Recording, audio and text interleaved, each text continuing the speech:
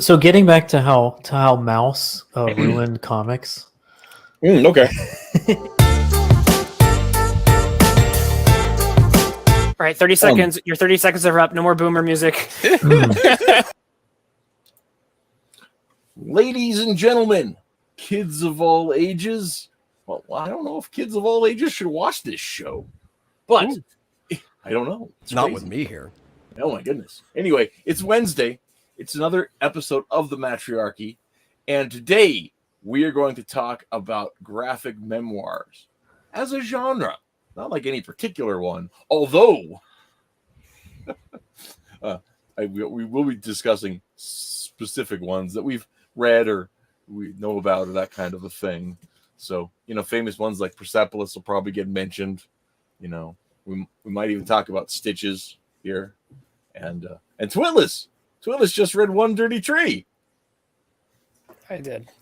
But before we get into that, how are you guys doing? Not too bad. Or shall I create a memoir out of how I'm doing? If you would like to put together a memoir of your day on the show, that would be pretty meta. Let me get on that. It's 99 degrees here in Texas, and Ooh. my workstation is still in the garage until next week. So Okay. I've got chicken and rice though, so that kind of makes up for the heat. Nice. There you go. How does chicken and rice make up for the heat? You like chicken and rice? It I fills guess. my stomach, and I feel better. Oh, I see. Okay. I was like, man, putting hot food into a hot body on a hot day would make it seem like it make you feel hot. I actually think because I got to it a little late, it was made near the end of my show, and my show ran over. It's probably cooler, still warm enough to eat, but cooler than it is in this room right now. Okay. I'll give you that. That makes okay. I got you. I love this. This is like a Seinfeld episode. The show. Well, this might. The be a fun show part about- is that you take it out of the box and it cooks itself in the air. Yeah. all the between the humidity and the heat just it does your craft dinner for you. Yeah, just self cooks. Yeah. So Twitless, how's it where you're at? Is it terrible?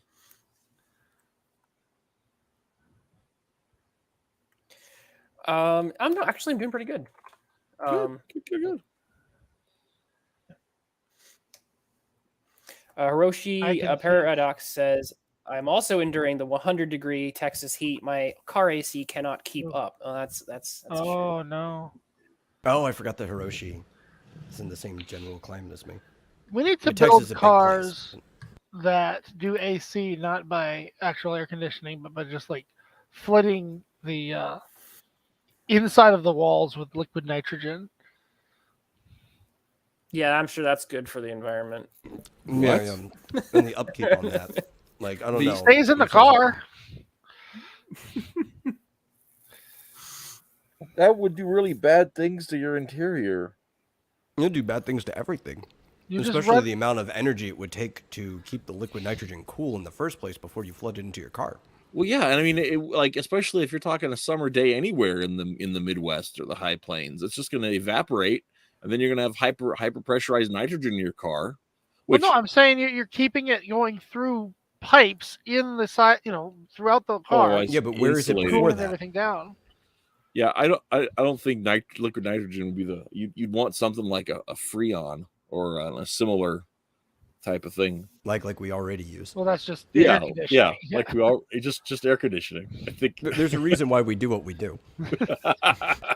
Don't ever Well- say. No, don't Just- ever say that. We do something because that's the way we've always done it. No, that's not true. But there's usually a good reason to why we do things, and before we consider other things, we should at least look at why we did it in the first place. I have an idea. Let's spend the rest of the stream arguing air conditioning instead of talking about memoir comics. I'm very much in favor of this. I want to talk about one thing because Hiroshi Paradox brought it up. Just to sell a swamp cooler in your car, right? The fact I like swamp is, coolers. they do. They sell. I don't know if they still sell them, but they used to sell swamp coolers for the windows of cars, and it was a super common.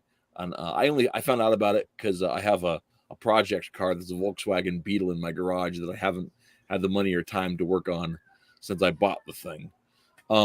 But I was looking up stuff you can get for them. You can still get the Swamp Cooler add-ons for them, and they still sell them. But they just clip on the window, and the pressure of the car pulls air across it and sticks it in through the cracked open window, and there you have it. Yeah, my bit of advice is just don't fall asleep directly underneath a swamp cooler, which I've made the mistake of before. Well, it actually wasn't even my mistake. We were in El Paso. I was doing some mission work down there right on the border. And the church we were staying at, because it's El Paso and it's like 100 degrees standard day in the summer, dry heat, the only thing that they could get working out there was like swamp coolers, right? And the room that had the swamp cooler system for the whole building was the room we had to sleep in. And my cot was put directly underneath the swamp cooler. I did not make it to Sunday service. I was just sick as a dog. It was horrible. Swamp coolers work really, really well, except how muggy they make everything. So yeah, that was the problem. Anyway, Hiroshi says next week's topic HVAC comics. Yeah, I saw that. Well, and the funny thing is about that is I have seen HVAC comics. I don't think I own any, but I've seen them in like quarter bins and stuff. Well, there's a lot of like comics. Some of them are in pamphlet form, but some are just straight up books that are for like the industry, and they teach things to people. And right. Like a lot of people get paid to do that. It'd be cool to hunt some of those down. Yeah, and Will Eisner did that between, when he left comics as a career and went into advertising. A lot of what he did was informational, educational comics that they'd give out at like World's Fair and all that kind of stuff. I'll see if I can ask Jason Robinson. I think he's actually done some of those for work. Huh. Cool. Okay. Every time someone mentions Will Eisner, I'm always thinking for a few seconds that they're talking about Michael Eisner. You would. So anyhow, we gotta move on. Jim's calling us out. Swamp Cooler's the movie. That's officially, we've jumped the shark. We gotta move on to the proper topic at hand today. Oh, I don't know about that, but our intro topic is threatening to derail everything. So yeah, memoir comics. Now, a good way to introduce this is way up here before the Swamp Cooler discussion. Hiroshi Paradox says, though more memoir comics is a format, a genre, or anything more specific than memoir comics. Yes. Well, memoir comics are a genre, kind of like biography, but a little narrower than that in some ways, where they're a person's story about themselves, or but they're specifically telling you about a thing, like a life event.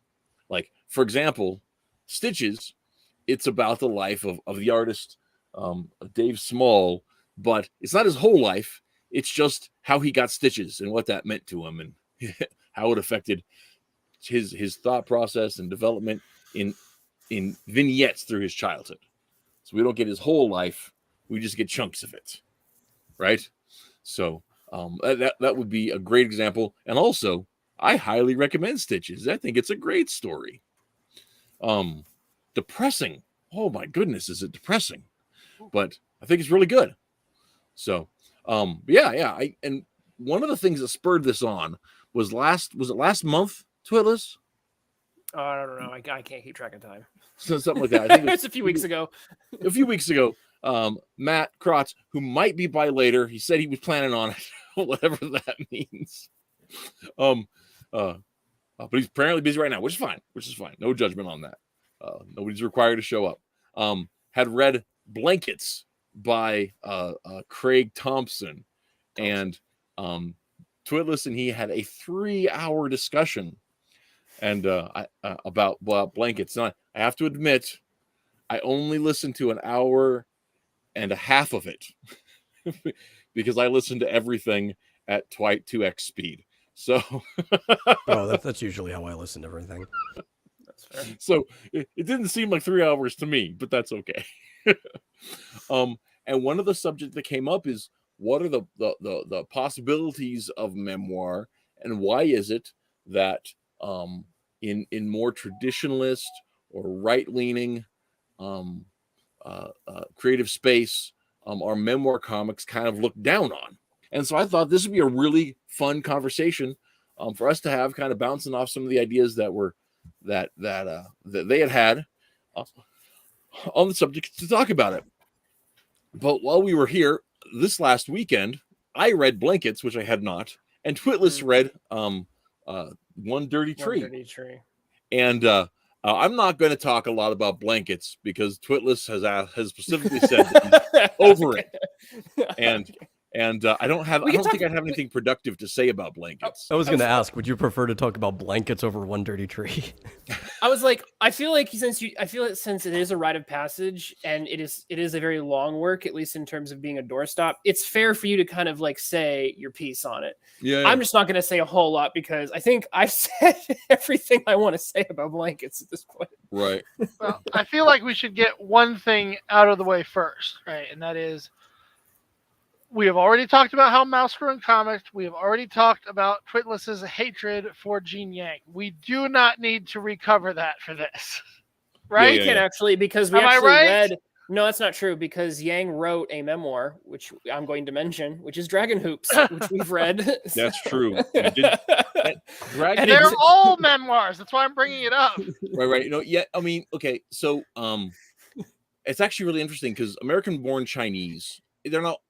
All of Yang's stuff aren't truly memoirs, although he feeds back into the memoir parts of Dragon Hoops is. Dragon Hoops is a true memoir. It's correct. It's Gene's experience of living through this year and how it made him think about sports differently. But not really. But not really. A whole year and basically goes, nah, I really don't like watching sports. Nothing changes. Well, he does. He does, like, he has elation and excitement while it was going on, and then it's like, well, never gonna watch a basketball game again. Exactly. But if you don't, you're a sexist. Yeah. You don't, you're a sexist. Which is what he says. It's true. It's true. He does say things very much like that. That just sounds like he's self-admitting that he's a sexist. Well, I don't know if he quite realizes that's what he's actually saying, but well, and it's one of those things too that's but anyway, with Dragon Hoops, which is definitely a memoir, and I mean it's crosses genres a little bit because he tells other people's stories too, so it's got some of that graphic reportage piece to it. But it definitely is strong. Even his interviews of other people are still his perspective of those interviews. Very, very heavily puts his thumb on that old scale. And I know Twitless hated Dragon Hoops, if I remember. He, like, loathe. Is that a fair statement? I don't know if I say I'd loathe it. Well, because let me try. I'm trying to be generous. Yeah, here's the secret. I kind of hate memoir as a whole in comics. There's memoir I hate less, and there's memoir I hate less enough that I actually start to like it a little bit, but which is weird because I've read a bunch of it. I looked at my list of memoir I'd read and I was like, golly, I've read a ton of this stuff. I think it's just because of my work and what I do. Right. The scene I'm in, you just kind of have to read a bunch of it. There's an expectation that if you're going to have academic discussions that you have read a certain amount of it. And if you read a bunch of comic book scholarship, just so that you know what these people are mentioning after a certain amount of time. There are certain works that it's just like, okay, you should have read this one. But memoir is something I have mixed feelings about in comics because I kind of hate it. and that gets into, I think, part of the discussion about the genre and like what it means in comics, because it also feels like a double standard, right? In the academic scene, because really, if you're going to be academic for comics, you should read from every genre, certain staples. They do. They do. It seems like there's a few though, like very specific genres where they'll look over it and not care. I think it depends on the individual scholar, but it definitely feels it's sort of like it's like when if you're Hillary Shute, then yes. Right. Well, when Hillary Shute was interviewing Alison Bechdel, right? About Fun Home. Right. And Bechdel pulls out the chestnut. Nobody did anything serious with comics before Mouse. Right. And this is just after, in that same interview, she was talking about Picard, right, in American Splendor, which is a memoir project, right, was talking Often, about yeah. about the come on. Anyway, whatever. He mentioned several serious comics people, and then says that nobody did anything serious before Mouse. And it's just like, no, Mouse exists within the milieu of other people that were already doing that ahead of time. So, I mean, Without it is about the Holocaust. Spiegelman said, I'll have to pull this up in a second. I just want to pull up Blinkus because we were gonna let's get out of our system, get Blinkus out of our system so we can move on. But I was gonna say, Spiegelman admits that without because Mouse is not the text. The text for Memoir is considered to be Justin Green's Binky Brown meets the Holy Virgin Mary, right. And that's like the but I think what many people tend to consider as that's the one that started the ball rolling. Right. Spiegelman says I think it's without Binky Brown, I would not have done Mouse, essentially. Right. I think it's probably fair to say that like kind of got the ball rolling as genres go, but as far as like, being a force, but it was not really the first example of memoir that was done in comics. You had examples within Sergeant Rock where people were these vets from World War II were sneaking their memoirs into the comic. Right. Sure. So they were doing memoir, even if the readers weren't picking up on it. Right. So, I mean, it was being done. It just wasn't something that was being advertised as part of the genre. So Hiroshi's got a good question that I'd like to address, and I'll try to keep this very brief, and other people may feel differently. Yeah. Let's put it up here. So how would you guys define memoir in general? I guess I rely on a vague idea, but what makes memoir versus an autobiography? For example, importance of the author, banality of the story is chronicled. So there's some, I think, more technical definitions. Sorry, I mean you're that banality comment that just that's a shit. Well, I'm about to get to that actually. So this is an interesting question.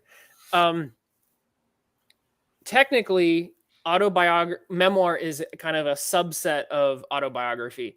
In practical terms, people tend to kind of lump them together, and that's perfectly fair.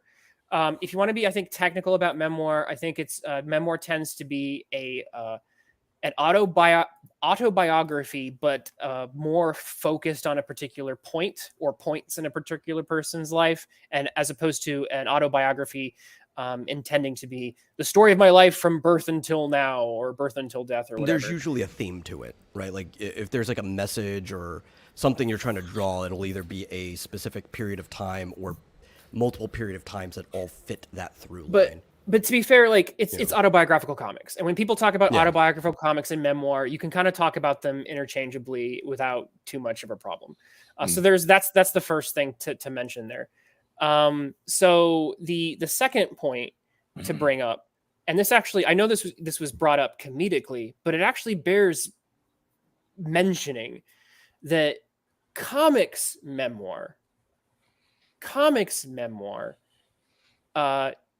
does trend to, at least in America, and that's the one I'm most familiar with, it does tend to lean towards, when you say banality, that's actually a fair assessment. Mm-hmm. And so it ironically, and this is kind of very bizarre, but there is not just a topical topical constellation to look at with memoir comics in America. There is also an aesthetic one as well. And so this is where the discussion of superhero comics actually becomes germane, because the superhero industry, which became the voice of comics for decades, during the 50s and onwards, essentially, and it became and it dominated essentially the medium in America, and then somewhere around the 70s, I think, a countercultural movement rose up against it, And it wasn't just about topic, it was about aesthetics. And so this is where things get kind of interesting, because you would think that memoir is something that would just be a topical decision. But when you look at the sort of Fantagraphics style, what you end up seeing is a complete rejection of the idealism, and in some cases, almost the Platonic choice, the realm of forms and ideas that the superhero represents, the ideal body, the ideal person, the ideal choices that can be made by those ideal heroes. It's all the content and the form become imbricated at a certain point. And as a counter maneuver to that, memoir comics emerges, and Crumb and others are pretty straightforward when they say things like, no, I deliberately wanted to write the opposite of what that was, what the superhero was, what the ideal was. And instead I wanted to write about, in some cases, the term is, that people like Picard, I don't think Picard would say banal, because he actually sees heroism in the everyday normal thing, normal life. But people like Crumb, people like Crumb were deliberately trying, Crumb and his influence, a guy by the name of Wilson, were deliberately trying to evoke the grotesque. It was supposed to be the mirror, the dark mirror of what the superhero comic was meant to be. You show the ideal of humanity, I will show the id. You show the superego, I show the dark, mirror, the dark shadow, the dark brother of that.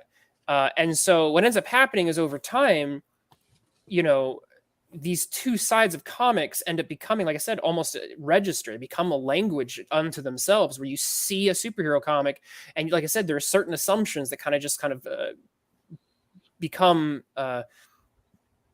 obvious.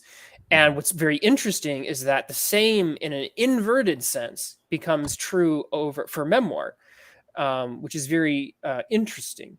Mm-hmm. And one of the things that's mine. No, I think that's really important. And one of the things that, talking about memoir being done, I'm not sure what year was Binky Brown out. I cannot recall.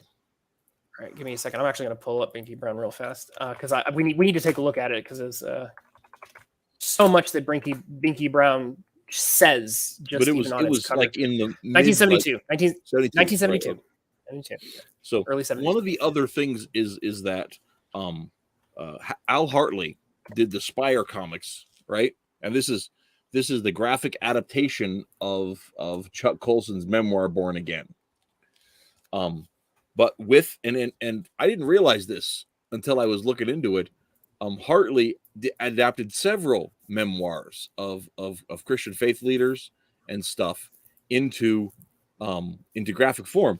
But with all of them, so he ended up, like, he was, Al Hartley made his bones drawing Archie and the gang, right? That's his whole thing. He wasn't the original Archie guy, but he was one of the guys that came in and was one of the main Archie artists in the 60s.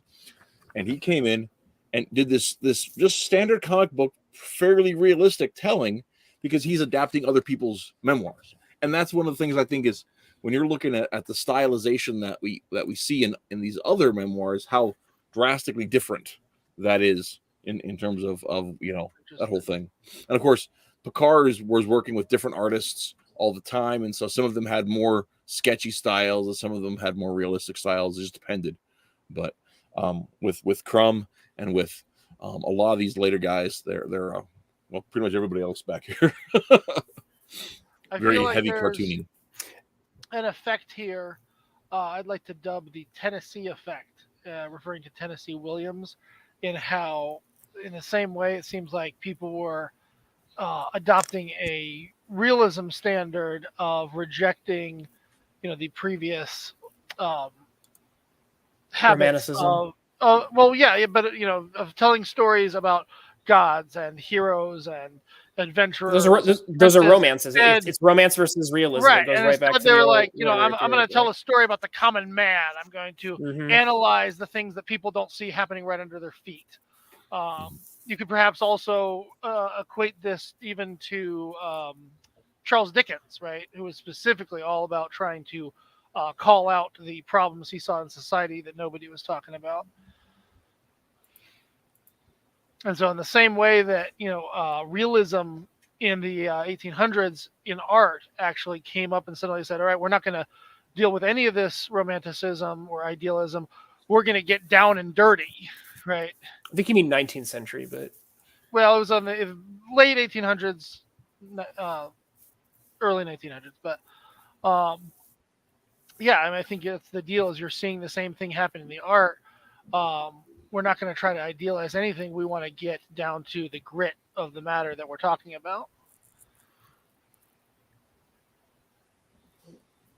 So, Twitless, talk to us a little bit about Binky Brown since we've got him oh on the screen. heavens, oh heavens. Okay, so oh gosh, I gotta keep You don't have to go too deep. Just a little. Yeah, all right. broad- I'm trying to show some of the stuff that doesn't get too. I love the hold on. paneling on that page with the circle panels. Oh, I which think one, that's this just a one? very well crafted page. Okay, I'm just trying to avoid some of the. All right, so the thing Yeah. about that again that got established here, right, is that if the superhero was going to show, virtuous people acting virtuously, fighting clearly defined battles of good and evil, and where sex and violence were treated as elements of romance, and again, romance as the literary definition of touching on the supernatural, touching on the ideal, touching on not realism. Yeah, and it comes from the Roman and Greek theaters. Right. So in Memoir here and with Binky Brown, it was this guy's going to tell you the story about this. The main character is himself, and he is a neurotic kid who is having a really tough time going through puberty.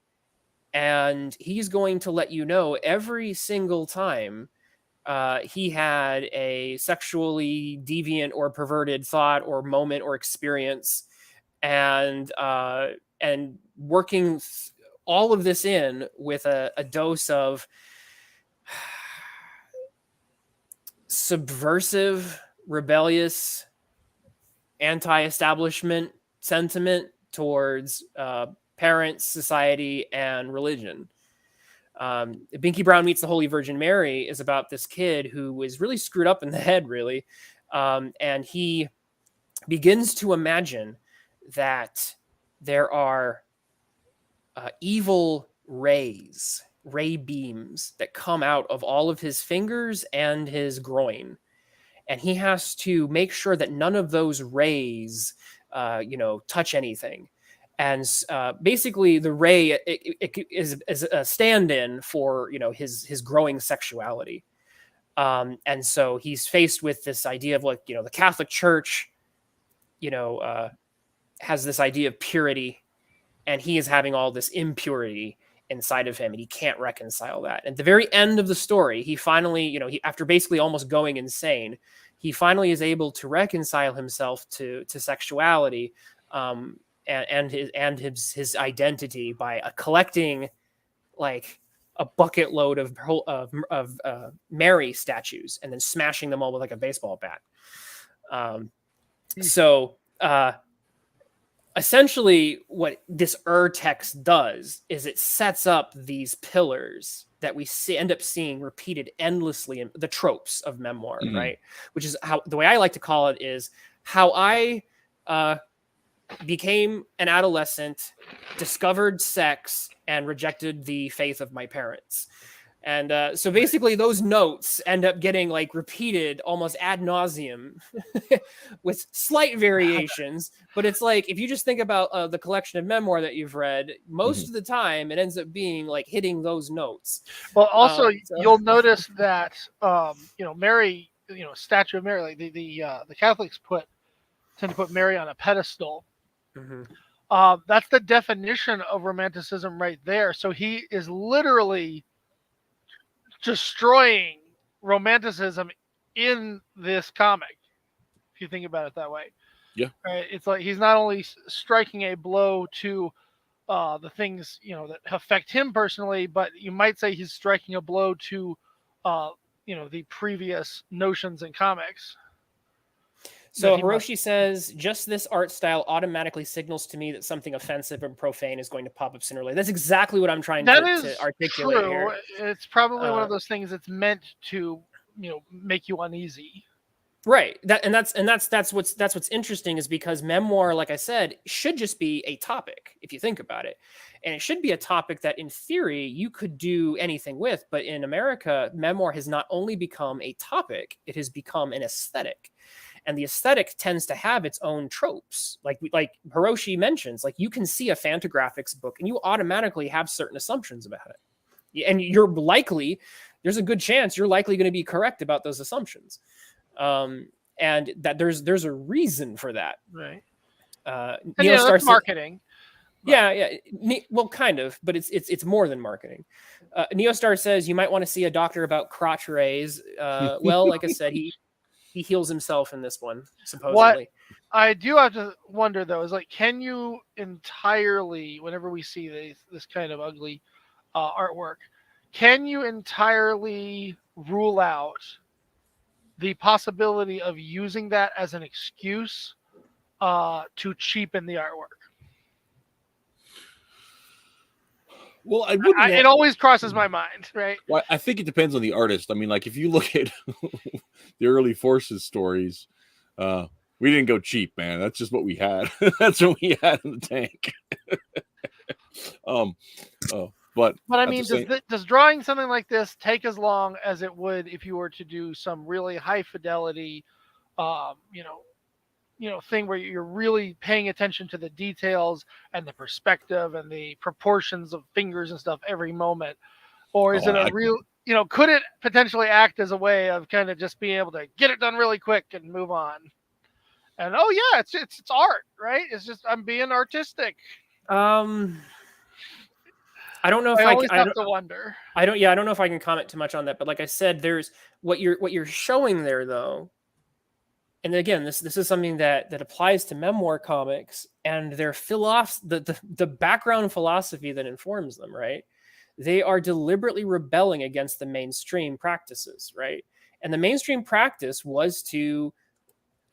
is not just about the idealistic superhero, it is also a work schedule. Okay. The mainstream market was meant to be, and when it was functioning at its peak, it was the type of thing where Jack Kirby was working on like a dozen stories, and burning the midnight oil, being the little machine he was, so that Marvel could get its books out on time because there were deadlines and readers weren't happy if the stuff came out late. And there were sales to think about, and this was a big corporate venture. Mm-hmm. These indie guys were rebelling against all of that, including the deadlines, including the schedule, including the standard of, because back in the day, this is less so with Marvel and DC, but back in the day, I'm fairly certain that the Marvel house style was your Spider-Man has to be on model, which means that if that line in his costume is in the wrong spot, Stan Lee's he's gonna make you redo it. So the aesthetic here is a rebellion, and it's a rebellion not only against the ideas of the mainstream, it's against the labor practices as well. Yeah. And they're establishing their own ethos, their own way of presenting themselves to their audience. And remember, by the way, that a lot of this 1972, right? This is hippie central. Yeah. So when Crumb gets started, and then Spiegelman follows right after that with Mouse and so on. Right. All of these guys, these were the hippies. This was the hippie invasion of comic books. Right. And much of this was already in play in much of the of those same things about mainstream comics and the books were also true of definitely of Dell, but of which was just winding down around this time, but also of the newspapers. They had daily schedules on those things, and they had all that expectation. If you had a studio to help you out with your comic, they had to maintain those house styles for whatever strip you're working on. So it may not be particularly laziness as much as acceptance of an idea. But again, I have to ask, is it possible that somebody somewhere didn't see their chance to cash in on it? I'm sure. Right? I mean, I'm sure that happened. I'm just saying that, in addition to that, there are these other considerations. People who couldn't work under those mainstream strictures. R. Crumb, for example, worked in the greeting card industry, which is, essentially the polar opposite of what he ended up creating eventually. And the greeting card industry kind of broke him, like it was this, he wouldn't be the first artist who went and worked at the grind, like the grindstone. Yeah, I was going to say, that sounds like Picasso. Producing commercial art, and then it just completely runs in the opposite direction at a certain point. Okay, I think we've gotten a little further away with Break Binky Brown, but no, but it's good to talk about art. Yeah. Sure. No, that's cool. No, I don't know where else where you wanted to take the conversation next. No, that's fine. That's fine. So, okay. So the we talk a little bit about kind of memoirs and the movement on there. I really want to go ahead and let's. You said we want to talk about blankets, since that's been the big point. I don't know if you want to dig into that a little. I'm gonna let you run with that for a bit, because like I said, I've already said too much about blankets. So blankets is it is that same story that Twitless was telling. It's about a guy who discovers sex and gives up the religion of his parents, and boring story. And it was and it's 500 pages of Craig Thompson being a self-righteous prick. and so much better than all of the people around him when he's doing exactly the same things, and realizing that he's so enlightened because he's doing exactly the same things as Plato's around cave. Him. Yeah, Plato's cave. Like, legitimately, that was the thing. Is so he's a good little Christian boy who reads his Bible, and he goes to church camp, and he's disgusted with the other campers at this winter camp who are talking about, making out and chicks and how it is. And the very first chance he has to make out with a chick, it is on like Donkey Kong, not a hesitancy, nothing. Just like, it's like, dude, what a piece of crap. I mean, I'm 45. I've been there. I'm not trying to myself be disingenuous, but that was. You're critiquing really, the comic. It's hypocrisy. I think. Yeah. I mean, it is 100%. But then he never lets down this feeling of superiority to everyone else around him, everyone in his church, the bullies. He was a total bully to his brother, but all the other bullies. He's the only enlightened one, though, because he's the only one who has like an internal monologue about life. No one else does. Yeah, and it was just one of those things where, like, and it's so long for so nothing happening, right? So last weekend I read two things. I'm not going to get. I read blankets, and I shouldn't have, because I spent time doing that. I should have done this with the stuff. I read all of Scott Pilgrim, and it shocks me that they are virtually the same story, except Scott Pilgrim actually grows up. Yeah. and well, as Matt Krotz pointed out, very astutely, he said that Craig Thompson gets to level 1 of growing up and then kind of stops. Yes. Which is the ironic part, because he thinks that he's out of Plato's cave, and it was like you took the step 1, and then it was like, I'm done. And it was disturbing that his path out involves just totally dismissing another human being who, I'm more bothered. Yeah, I was gonna say, after all of it, because when I skimmed it, I was like, oh my gosh, he's giving up Christianity. At the end of it, he's actually, out of all the versions of this story, Craig Thompson's is actually the least obnoxious in terms of, like, because he's not a Christian anymore, but he still likes Jesus a lot. And it's his version of Jesus, of course, but he's still the version of Jesus that says, Craig, go bang that waitress. But he's still on board with, like, and he still quotes Jesus's the words of Christ at the end of it with dignity and respect. And that's something that, like, I mean, Binky Brown, as we just showed, was like smashing Mary statues at the end, and that's the moment of triumph. Whereas Craig is a little bit more has a little more dignity reserved for what he's leaving behind. But one thing that really does bug me is how this girl who is very clearly troubled, who very Yes. clearly needs some stabilizing influences in her life. And the minute that she said she backs off a little bit from his intensity of like, I love you, I love you, I love you, which guys often come across stronger at the beginning. Women take a little longer to warm up to the intensity of the guy, but then, like, spoiler alerts, oftentimes the women then outstrips the male's intensity, and then the guy's like, oh wow, I didn't know this is how deep love went. It's like, this is a very common plot arc for love between a couple. And he got to level 1 and then she kind of had that, hey, I need a little space. And then he burns everything she gave him, including a childhood picture of her. And the thing about that gets me so crazy is the thing that gets me so crazy about that is her saying, I can't do this long distance relationship right now. Okay, so for the news to all of you folks, Craig lives in central Wisconsin, and the chickadee lives in the UP of Michigan, right? So they're literally 4 hours apart. Right. That's a good point. That's it. It's not here even to South Denver for me.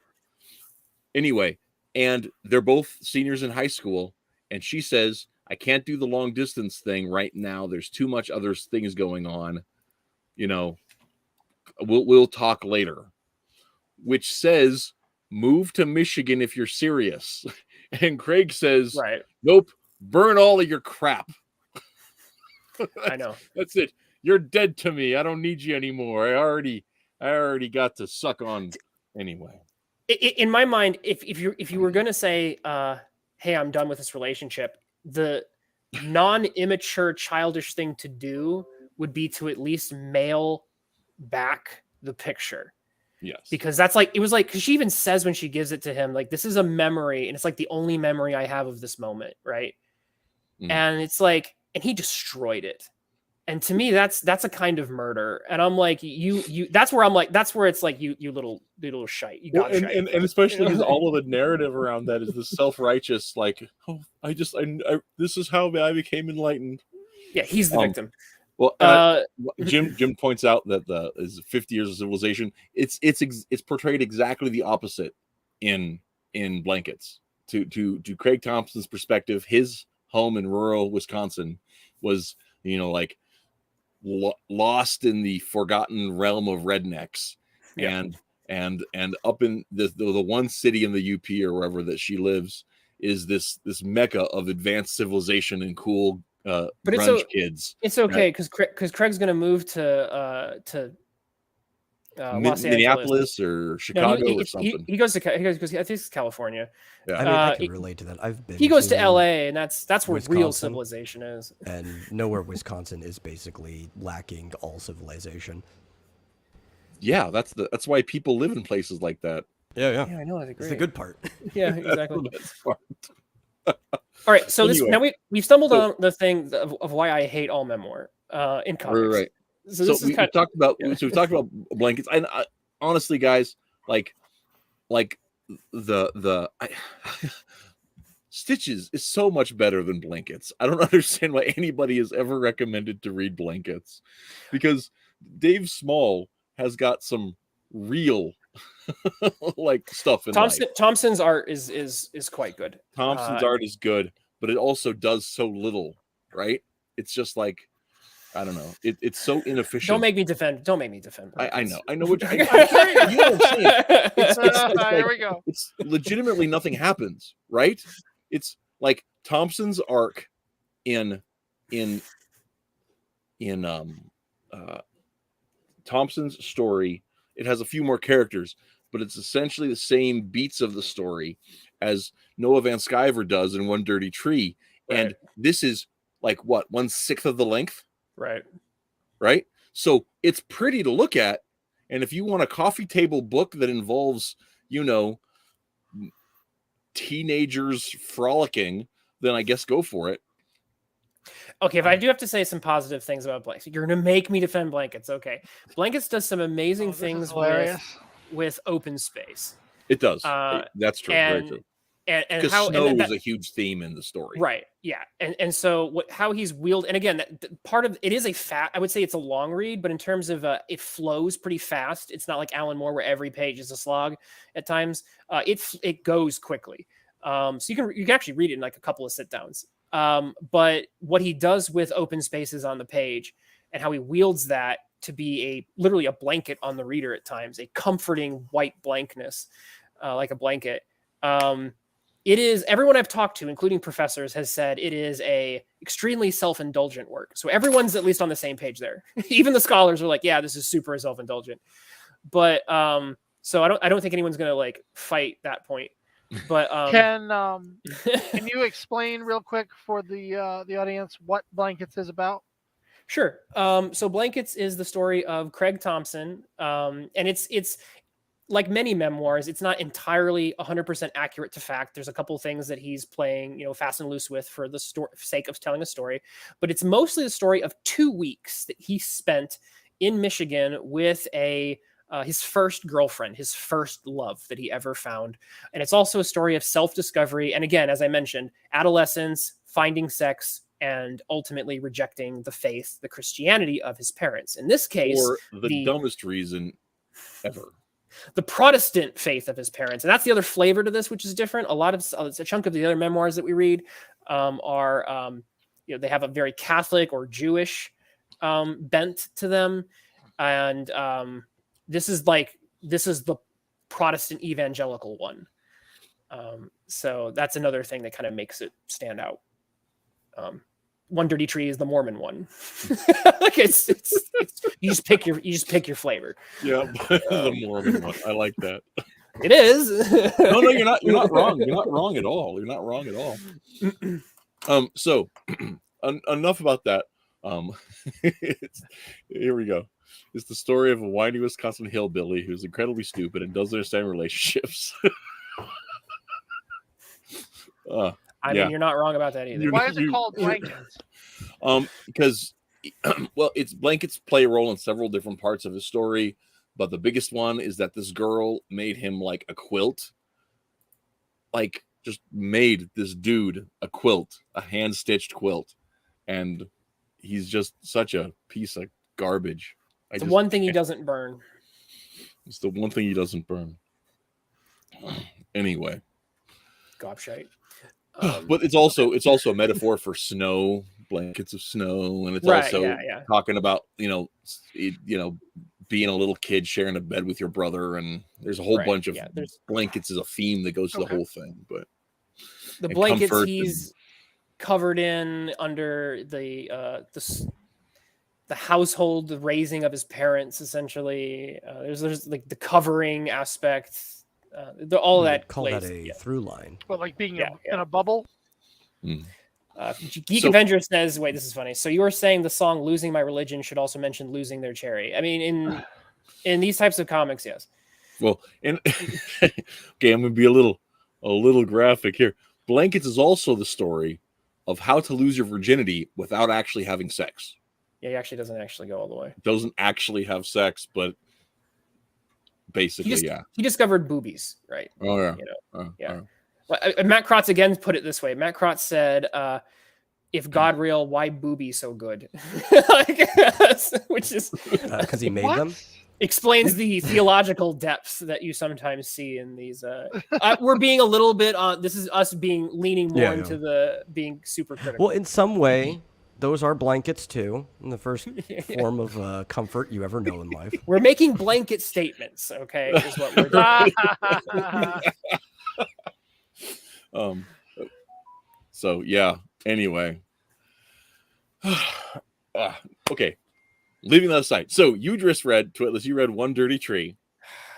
What did you think? You said you hated it before we started the show.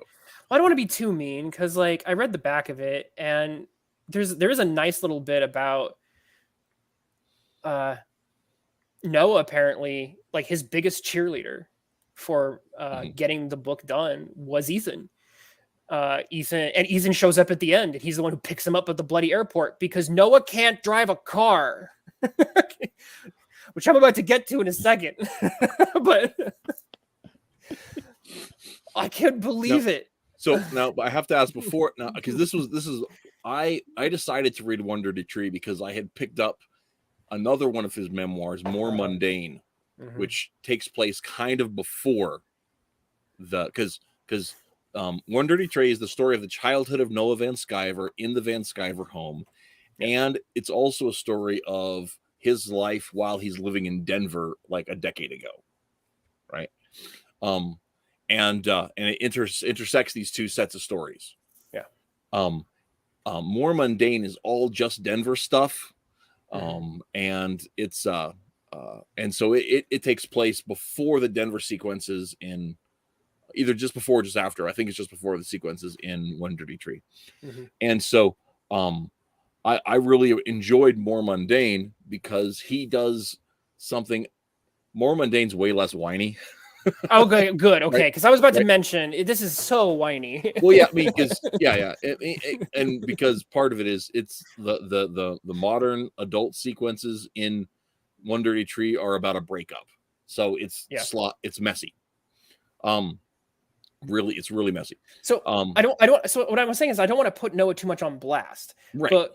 But here's my problem with the memoirists. You can't get upset if I put you on blast when you put yourself up on display and make yourself look like such a terrible little crummy human being. So I'm like, I'm just reacting to the character you portrayed. Right. So exactly. And that's why, like I said, with reading More Mundane, he does a similar thing that Picard does, where he takes normal everyday life and he tells it in a way, and it's part memoir, part diary entry. So it's got, some foibles, some looking for work, some, blah, blah, blah, blah, but it makes it actually like engaging where he draws you into the daily life and you're like, hey, I've had days like that. Maybe I should read that because maybe I'd enjoy that better. I liked it better. And like I said, there's not the relationship drama, at least not that I remember. So the thing about One Dirty Tree, and I was thinking about this today, it reminded me of when I said I hate memoir, there's a thing I hate about all memoir. And it is, and the mimetic way of saying this is get good skill issue. That's loser talk. And the thing that's so frustrating is you get these self-admitted, by the way. Again, I am not saying something that these people aren't saying about themselves, but they see themselves as losers. They describe themselves as losers, and then they whine about their loser lives. And the thing is, and Matt, Reese, you're familiar with this. So explain to chat the difference between an internal and an external locus of control. Okay. So an internal locus of control is where you see what you have the control of, right? So, okay, my car's broke down. I can't pay rent. I don't have enough food on the table, but I can get a second job. And I can use that second job to start, taking care of this stuff.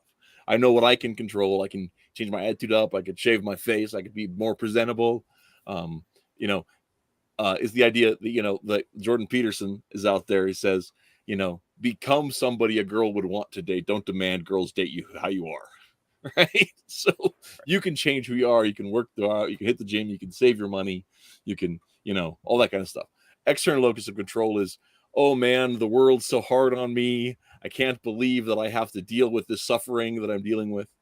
And so it's funny you should mention. It's funny you should mention that because R. Crumb is basically exactly. I was just doing some reading on this from R.C. Harvey, which is R. Crumb literally comes at it from the angle of, oh my gosh, why do girls not like me the way I am? And I have all this resentment against them because of it. And then even when they eventually like me afterwards, I still resent them for it because they didn't like me back when I was just a disgusting little scab.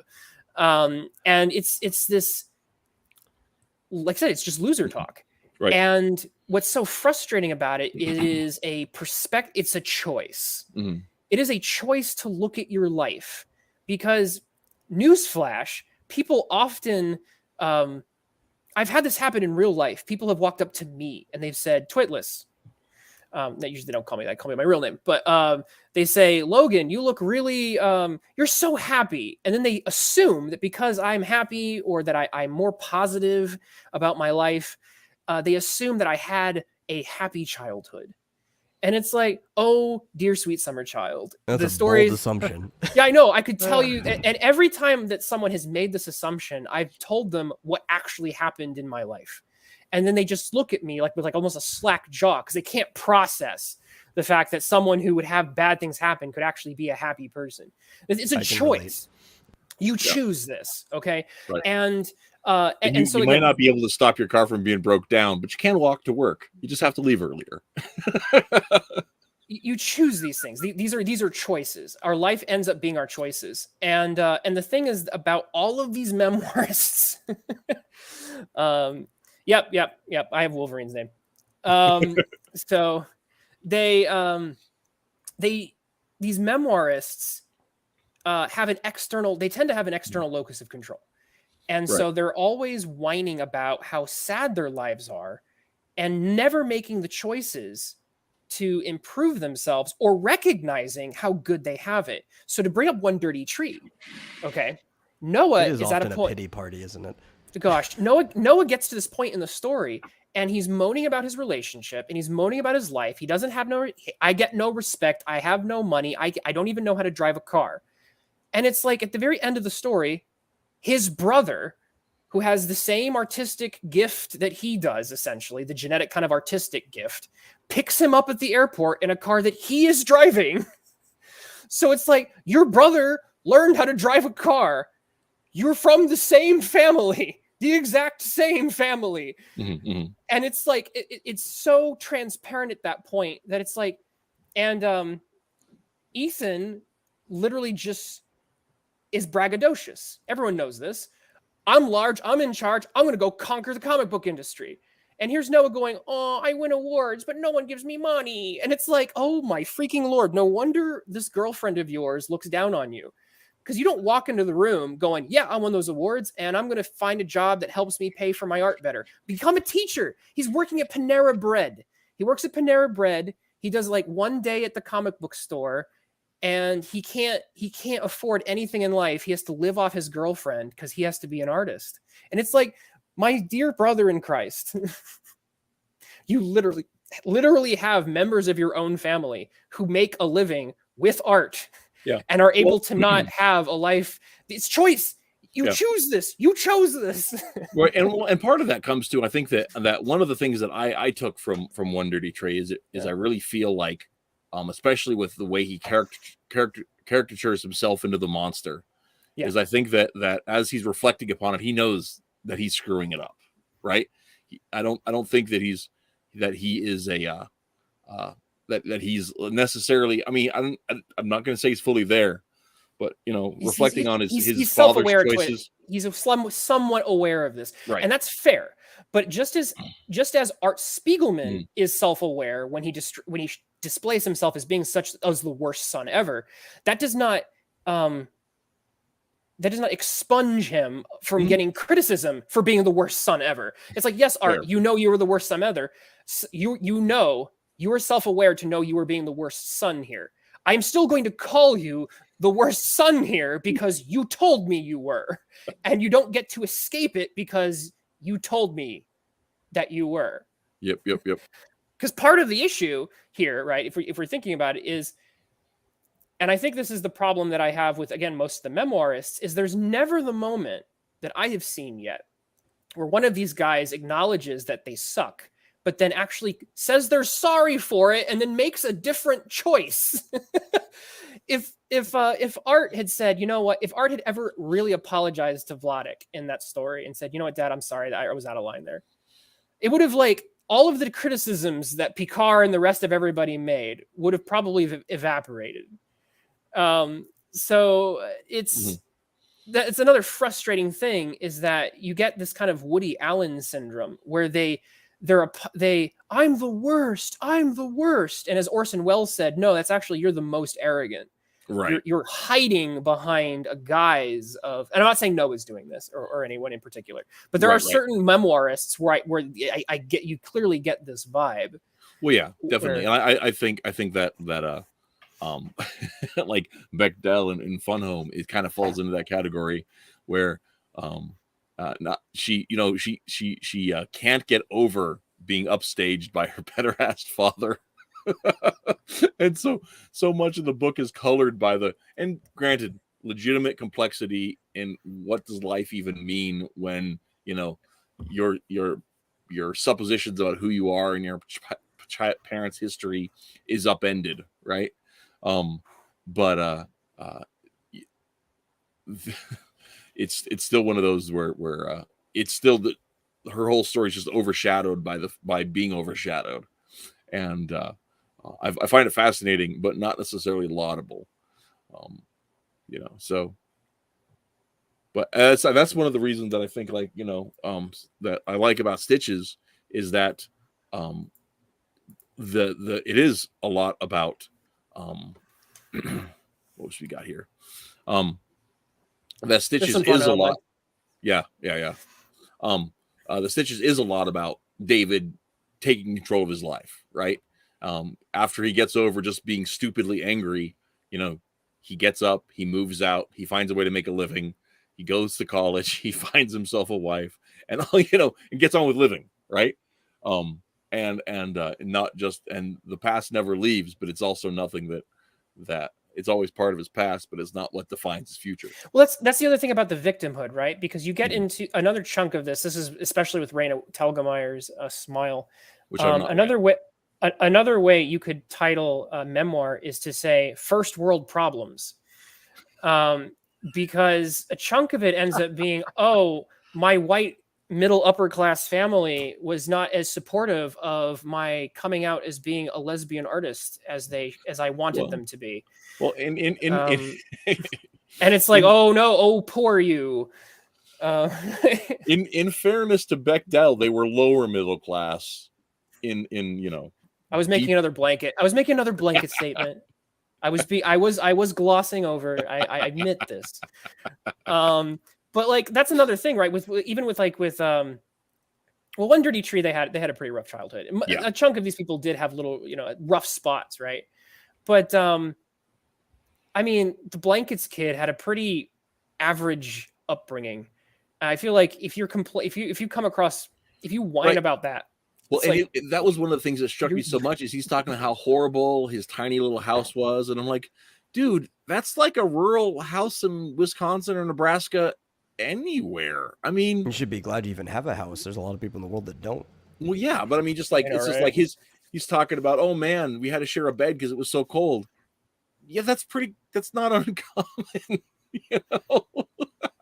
I know, but it's so and this goes back to the perspective, right? Because there are family members. I'm not being specific about anybody, but there are family members where one child grows up and says something like, I have to go to therapy because of how traumatic our mother or father was. And then the other sibling looks at that first sibling and says, we had the same mom and dad. What are you talking about? Yeah, this is where it gets insane. Right. This and the same kids or same family, same mother and father, same upbringing, and one of them will choose to see the world through that external locus of control and see that they were victims, and they will see the things that happen in their life as unfair, and they need to create art therapy to show to the world how really everyone should appreciate how special they were.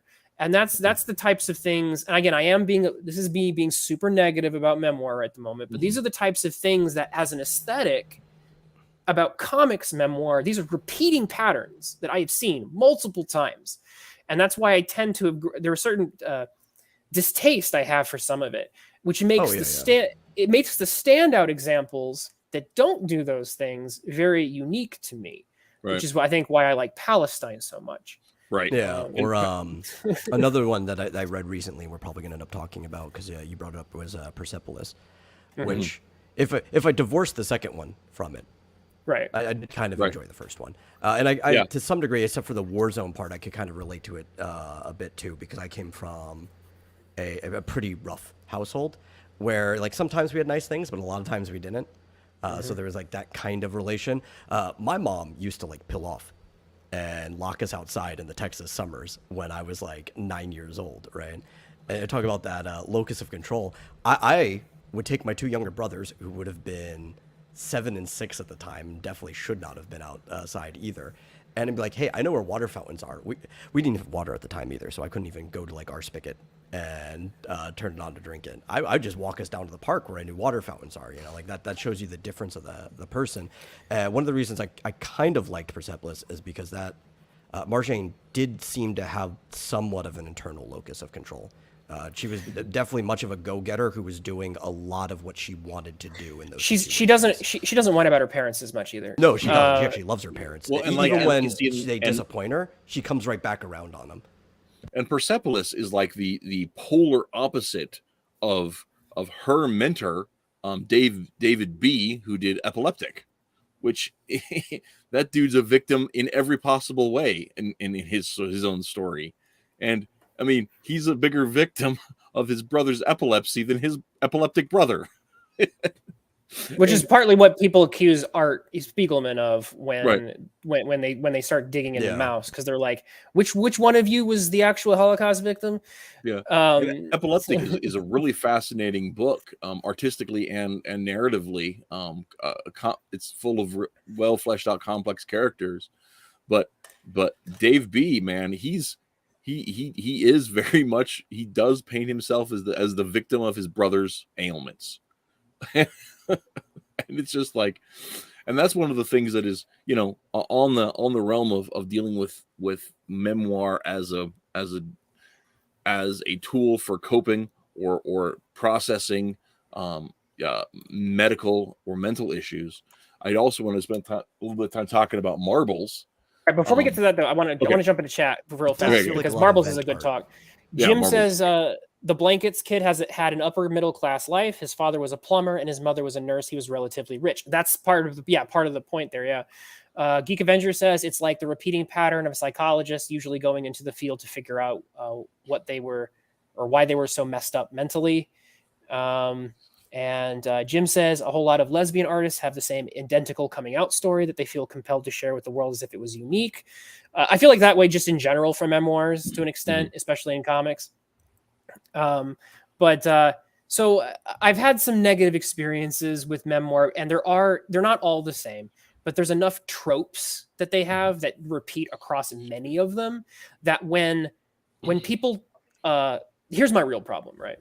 My real problem is that when people snub their noses at superhero comics and say that's repetitive, trope-ridden,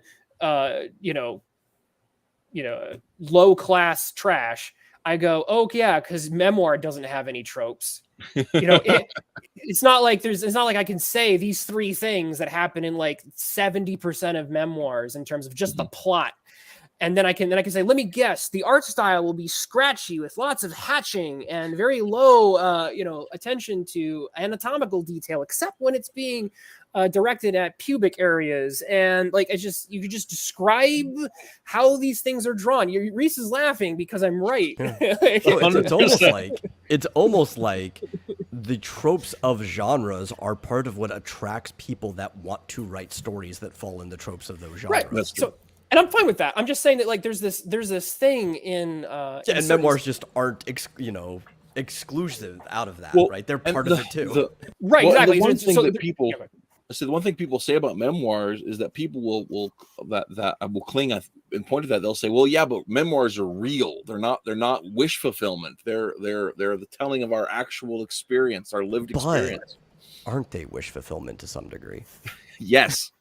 And that's something that I think is super important on that. I don't know if I want to get into it yet, but one of the questions that came out of Twitless and Matt Krotz's original discussion about blankets was the question of why are memoirs so popular amongst leftists, and why are they so despised by comics, right wingers? Right? In comics, yeah. Because people on the right will write in comics, specifically in comics, yes. Because people on the right will do text memoirs all the time. Talk about Chuck Olson's memoir. Prose literature, very popular. Prose is very popular. Maybe too much so. Like it's like people probably worshipped George W. Bush too long. Oh, I got to get his memoir, yeah, or whatever. But politicians who years later we actually go, I actually don't think he was that good, or something. But in comics, it's like crickets. You're like the only people who do memoir, like, and that's what leads to some of these tropes. And it was so interesting because to go back to Ethan and Noah, because I think just the impression I get, I've not confirmed this, but it seems that Noah does this. I think Noah leans left. We know that Ethan leans right. On a stream recently, Ethan went off on a tear about memoir specifically. And he and his crew were talking again, and it started to occur to me that people on the right, another person who was key to my realization here was Mike Barron, who is also on the right. So the point here was that Mike Barron wrote a book called Thin Blue Line, which was a direct response to the George Floyd riots. And in certain places, it might as well have been a memoir because of how transparent it was. It was fiction. It's all a fictional town. It's fictional characters. It's a fictional event, but all of it is just straight ripped from the headlines and ripped from, Fox News coverage of the George Floyd protests. And I asked Mike Barron, and I was trying to circle around this thing about. That was a good interview, by the way. Why didn't you write a memoir, essentially? And he kept on circling back to this idea. My job is to entertain. And there's this idea that I see people on the right, and again, I don't know. This is what Matt and I were trying to puzzle out, and some other give credit to them. There were some other creators I need to give a shout out to who were in that Twitter space who gave very invaluable perspectives on why they didn't want to do memoir and why they wanted to do fiction instead. But it seems that people on the right lean towards fiction, and people on the left in comics. People on the right lean towards fiction, and people on the left lean towards memoir. As being like the high art that you should do. And I was like, why is that? And we went down quite a rabbit hole, and it even ended up at the end at like, there's this adage that says philosophy ends up boiling down to whether you're an Aristotelian, a materialist, or you're a Platonist, an idealist. At the end of the day, whatever debate you're having, it will eventually boil down to essentially those two camps. And if you think about it, it actually, and I'm not a philosophy major, but if you do think about it, it kind of maps onto this. Because if you think about the superhero, the fiction, the ideal, you're in Platonism. And if you think about the real lived experience of my grimy, disgusting loser life, you're in the material. And so I don't know what that means exactly. I don't know. I think, especially if we're looking at DC, they're forms, but they're more of like Aristotle's forms than Plato's. I do think that it boils down eventually to this divide between material versus ideal. So I think the way to kind of address that is to ask, why wouldn't you do a memoir, right? If we're going to really address that question, and not to, and I think part of it comes down to is I took a memoir class a couple years ago, and part of the project was to write and draw a graphic memoir, which I did. It's only like 7 or 8 pages. It's not super long. You should show it on screen now. This would be the relevant time to show it. Hey, there you go. I'd have to find it. I know where it is, but anyway, the point being though, okay. Well, see if I can't. Well, while you're doing that, I have finished mine, so. Oh, hey. I'll put that in. Wait, you did a memoir while we were talking? Yeah. This is awesome. This is now that I know how to do it. Okay, that's. Where is it? I put it in the chat. This might be the most artistic. This might be the most artistic thing you have ever created. Oh, you've already got it there. Okay. And it's perfectly tailored. It's perfectly tailored because he spelled it wrong. Yeah, Spelled it's all in of it the wrong. art channel of Discord as well. If anybody else wants to see it. I'm sharing it. Just put it up on screen. No, Yeah. I'm just talking Oh. about like later if they want to go back and see it. Like it's there in the art. I channel. like mouse. I like American cheese on Piz. which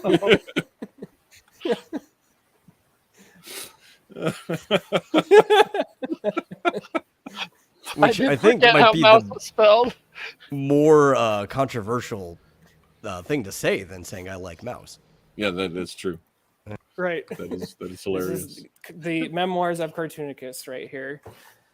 Eisner Award nominee right there. Can I make $1 million now? So here's the thing. This is one thing that I did think was a little bit of a cope from Ethan's gang when they were bagging on the Eisners and the award winners. And Art T. Bear said something like, oh, Eisner means it was a comic that didn't make money. And he is largely correct, except for the fact that, especially nowadays, right? But back in the day, Scott McCloud, for example, is the award-winning kind of Eisner guy, and he's made a ton of money off of understanding comics. So it's not a universal thing. There are people who have won Eisners on Bone's an Eisner award winner. So like some of the award winners are blockbuster top 10 graphic novel of all time bestseller list forever. Yeah, type books. So it does it does happen. I feel the need to look up the Eisner list now. Honestly. The thing is, and this point was fair, is that I don't think anything that's been given an Eisner in many years, I think, has had even a blip on sales. And Noah brought up the fact that I think he's won Ignatz Awards. Yeah. So he's an award-winning artist. He's working at Panera. So it's, as a rule, it is fairly accurate. It's like the Oscars, right? The indie movie that wins the Oscars made nothing. But occasionally you get a Lord of the Rings in there and it sweeps the Oscars and wins everything. So sometimes it's a little bit of a cope to say, oh, it's an award winner. That means it's crap, Well, I mean, and a big part of that too has to do with, what do we know? I can't think right now. I'm trying to do two things at once. Neostar says, do you think any of them actually read Bone? I know that Jeff Smith said some cringy things recently, so I liked Ethan giving him some crap about it. But no, I don't think he did. Wait, there's people who haven't read Bone? Oh, yeah. Oh, You'd be surprised. When you're a comic, I have to blow some minds here. When you're a comic book creator at the mainstream level, you tend to actually, from the impression I have gotten from many of especially the artists, they don't read a whole lot of stuff. They make it. They spend a lot of time making it, but they don't actually like. Oh, I get that. Yeah, but so Bone is something normies have read. It doesn't matter. You'd be surprised how many of them haven't read Understanding Comics either. I feel called out. You've read Bone. I'm the one who introduced you to Bone. I know. You love Bone. He just called me a normie. No, you were definitely not a normie. I cannot say that after your horrible American cheese pizza take. So this Abigail is says, Abigail in the chat, and something we missed past here. For me, it's an easier process it's easier to process certain issues and themes when I'm distracted from them. So I wouldn't do a memoir for that reason. That's actually something a lot of memoirists will talk about, is the fact that when you're preparing a memoir, you have relive this time in your life, but it's not the same because you can't do a one-to-one of your life because that's just not how things work. Right. So you end up having pairs of memories in your head, what really happened, and then what you spent 100 hours working on. This is where crack my knuckles. This is where I get to flex my comic book scholarship. There's a guy named Andrew, this guy Kunka. He wrote autobiographical comics, and he makes a really excellent point about what he calls the autobiographical pact, and the fact that because there's typically a pact between autobiography and the reader, right? And the pact is, I am telling you the truth, right? Otherwise, it's fiction and not, memoir. This is what we were talking about after the show last time, yeah. Right. What makes comics interesting is that comics, by their very form and nature, must be mediated. They are automatically colored by a type of fiction, or sometimes you could call it hyper realism in a sense, but they're already like what Reese is doing here, right? This is not reality, like the Batman and the character right there, that's not like, that didn't happen in his life. So the way even Batman as represented there is Reese's drawing of Batman. So it's being colored through how Reese portrays reality through his own hand. Here's the interesting bit, and here's where Memoir and comics, here's where I'm actually going to flip and start talking about and praising Memoir a little bit, and I will praise by using Stitches. Stitches has an excellent sequence. Actually, let me try and pull this up while I'm talking about it. Stitches has this wonderful sequence that's inside of it where David Small is in the hospital, and he is a child, and he's very creeped out.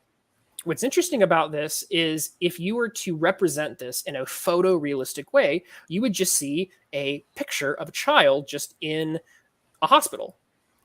But David Small is a human being, and as human beings, our reality is colored through our perception, as we've discussed earlier. What makes this interesting is the fact that what is hyper real or surreal can actually be how we process memory. And so comics actually enables and can enable someone to better represent how they saw reality, not how it objectively occurred. And so comics can actually very well, I found it, present how we see things. And therefore it can actually get closer to apprehending aspects of human experience. So here this is David Small, and he imagines in his head that he's being chased by these fetuses in jars. Now, obviously, this didn't happen in real life, but because David Small can kind of portray.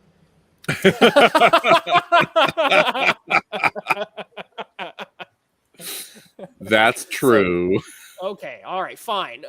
But the interesting bit is the comic, through its drawn distortions and even slight surreal fictions, can actually represent reality better than a photo could. Because the photo would just show the kid just running down the hallway, maybe looking a little bit upset. And in his mind, as he's maybe reliving this memory, he's terrified that this monster thing might happen. And so he kind of captures what that would be like, which allows you as the reader to better understand what he is processing mentally and emotionally. And so that's what we call it, hyperreal. It actually goes beyond reality to better represent what he's mentally going through. Mm. So comics and the fiction here is what's allowing that to happen. So why doesn't Mouse work that, literally turns every single character into a metaphor of some sort with the animals? Well, I mean, it defines what you mean by work. I mean, Mouse does a lot of what it does effectively. It's just not the perfect, it's not the end all be all for it. And part of it is that Spiegelman's the animal metaphor is the most by the high critics. The animal metaphor is in fact often targeted as the weakest part of the. And I think the other part of it is he does so much to distract from his father's story, so that he can talk about himself when we didn't really come here for you, Art. Sorry, I'm less bothered by that. I know you are, but I am hugely bothered by that. That's why I find that's why I specifically find the first volume of Mouse far more engaging than the second volume of Mouse. I hate to tell you this, but without the second part and without Art in the story, without the things that Art does that even piss us off, I would almost say deliberately, Mouse would not be a remarkable or memorable text. It would simply be one in a sea of Holocaust narratives. It is because of what he does and the problems he creates through what he does that makes it the text that we constantly have to revisit. And that's just true. I'm sorry. I'm not even saying that the things aren't bothersome, because they are, but it's because it's bothersome. That's why we keep returning to, like, it's part of. It's the same old. You might be right. Controversy breeds. I'm just saying, like, it is. No, because we keep talking about it. Well, part of why we keep talking about it is because it's such a freaking signpost in the second half of the 20th century. Yeah. But it also might. But the fact that it's a signpost may well be attributable to the problematic nature of the narrative, and the fact that Spiegelman should learn how to use a goddamn hammer. Anyway, so we can get on the roof and help his dad. Okay.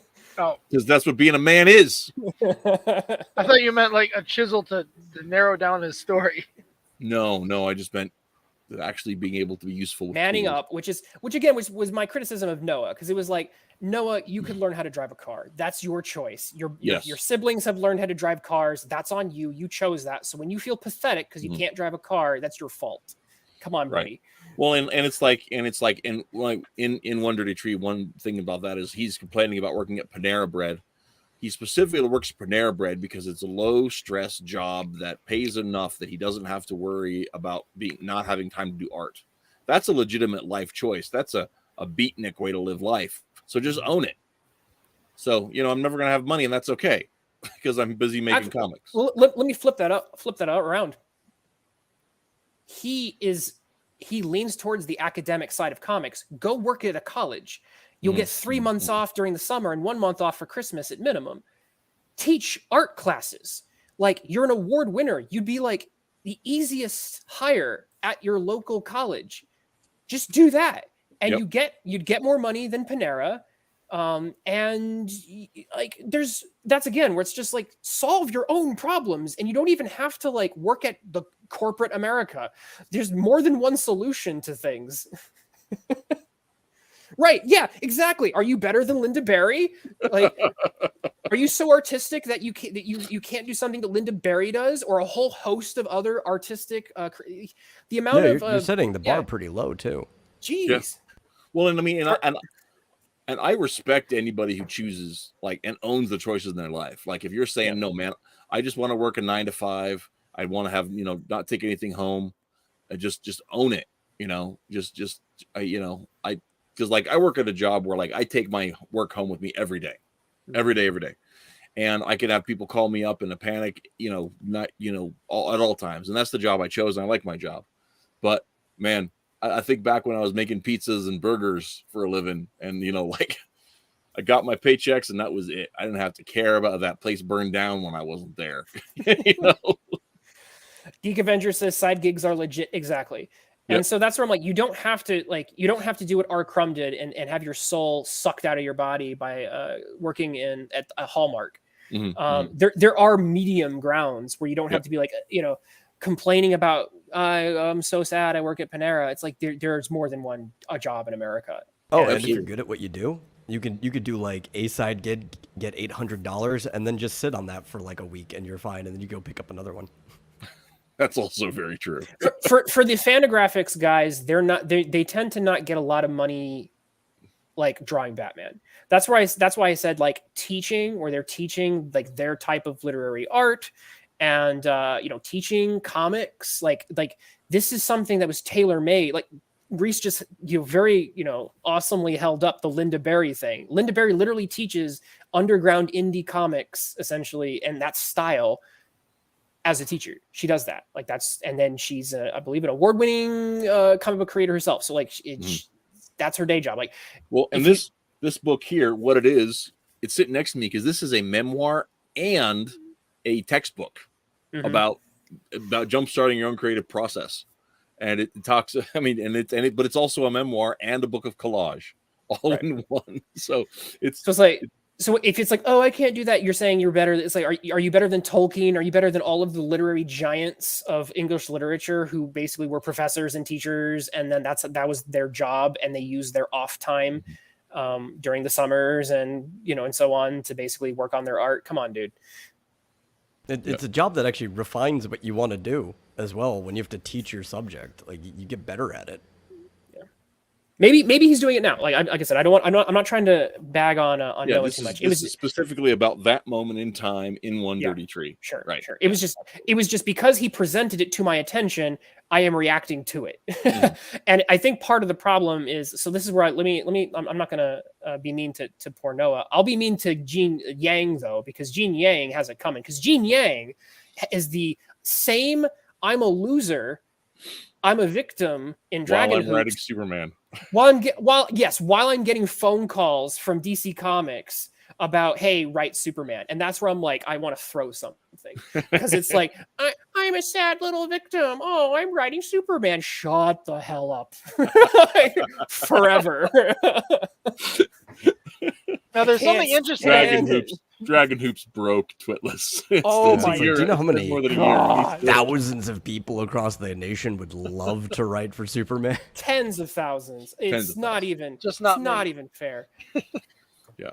The fact that you bring him up, I noticed something a little while back when we were talking about the the down to earth type of art and storytelling in most of these memoirs, and thought how interesting it is because Gene Yang here is doing quite the opposite when he keeps going back and forth between all this mythic storytelling. I don't know. What are your thoughts on that and how it's handled? Right, so I think the memoir I'm talking about is Dragon Hoops, and he doesn't really put much myth in Dragon Hoops. The other Yeah. No, stories but what that he about tells, the which are others, also though? his story, yeah. he's dressing that up in fiction and whatever. In- Someone else take that. I Because can't. we were talking about how like everything is literally deliberately anti, what was the word, romanticism, and like that's about as romantic as you It can is. get. Here, Right? share my screen. Like this. What? Oh, sorry. This is how Yang portrays it. Like, again, I'm That's a funny. rose. Ah. Well, I mean, in fairness, it's a I fairly can't I decent. assume this is Dragon Hoops. Yes, it's Okay. Dragon Hoops. No, and I mean, I would say that like in some ways, and maybe this is off the cuff, so maybe it's not 100% on there, but with the memoir aspects that Yang is using in American Born Chinese, I think he is partaking of similar energies as Picard's American Splendor, right? Where Picard, in the use of his prose and in the artists he works with, Picard takes mundane daily living, this banal aspect of living, and he is able to project its splendor, right?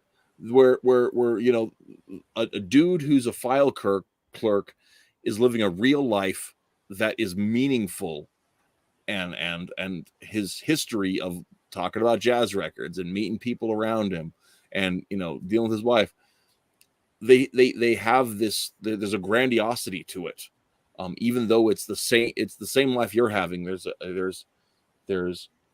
is a Can I interject for a second? What the big difference between Picard and Thompson? Thompson looks down, even if he's doing this as a slightly self-aware move, which he might be. The way I read Blankets at the end of it, he kind of looks down at his fellow human beings. I'm more enlightened than you. You are stuck in Plato's cave, and I am not. Picard looks at everyone and says, we're all just schlubbing it. And I'm just as much of a schlub as you are. And I'm going to, and so as opposed to looking down at his fellow Americans, he actually elevates them. Mm-hmm. And so he looks at the random, slub on the street, and he's like, that guy's life is just as, he's got as much going on for me as I've got, which is nothing. And so it's kind of cynical. It's a little bit, it's a cynical take, but there's a slight positivity to it, which is right. Well, there's a dignity in it, right? Yeah. Especially when he goes in talking about jazz records, there's a dignity to the human experience, and it's worth sharing and acknowledging the dignity in yours and the dignity in mine. And yeah, did we screw up? Yeah, I stole a buddy's record one time. It was a real bad thing to do, but it was a really good record. And Picard wants to. He actually, and I disagree with Picard here, although I really respect what he kind of. I respect his artistic achievements. Picard does not like escapism. He says most comics are escapism, and he says, I think that we shouldn't have to escape. Look at all the heroism of an everyday life, eating a sandwich.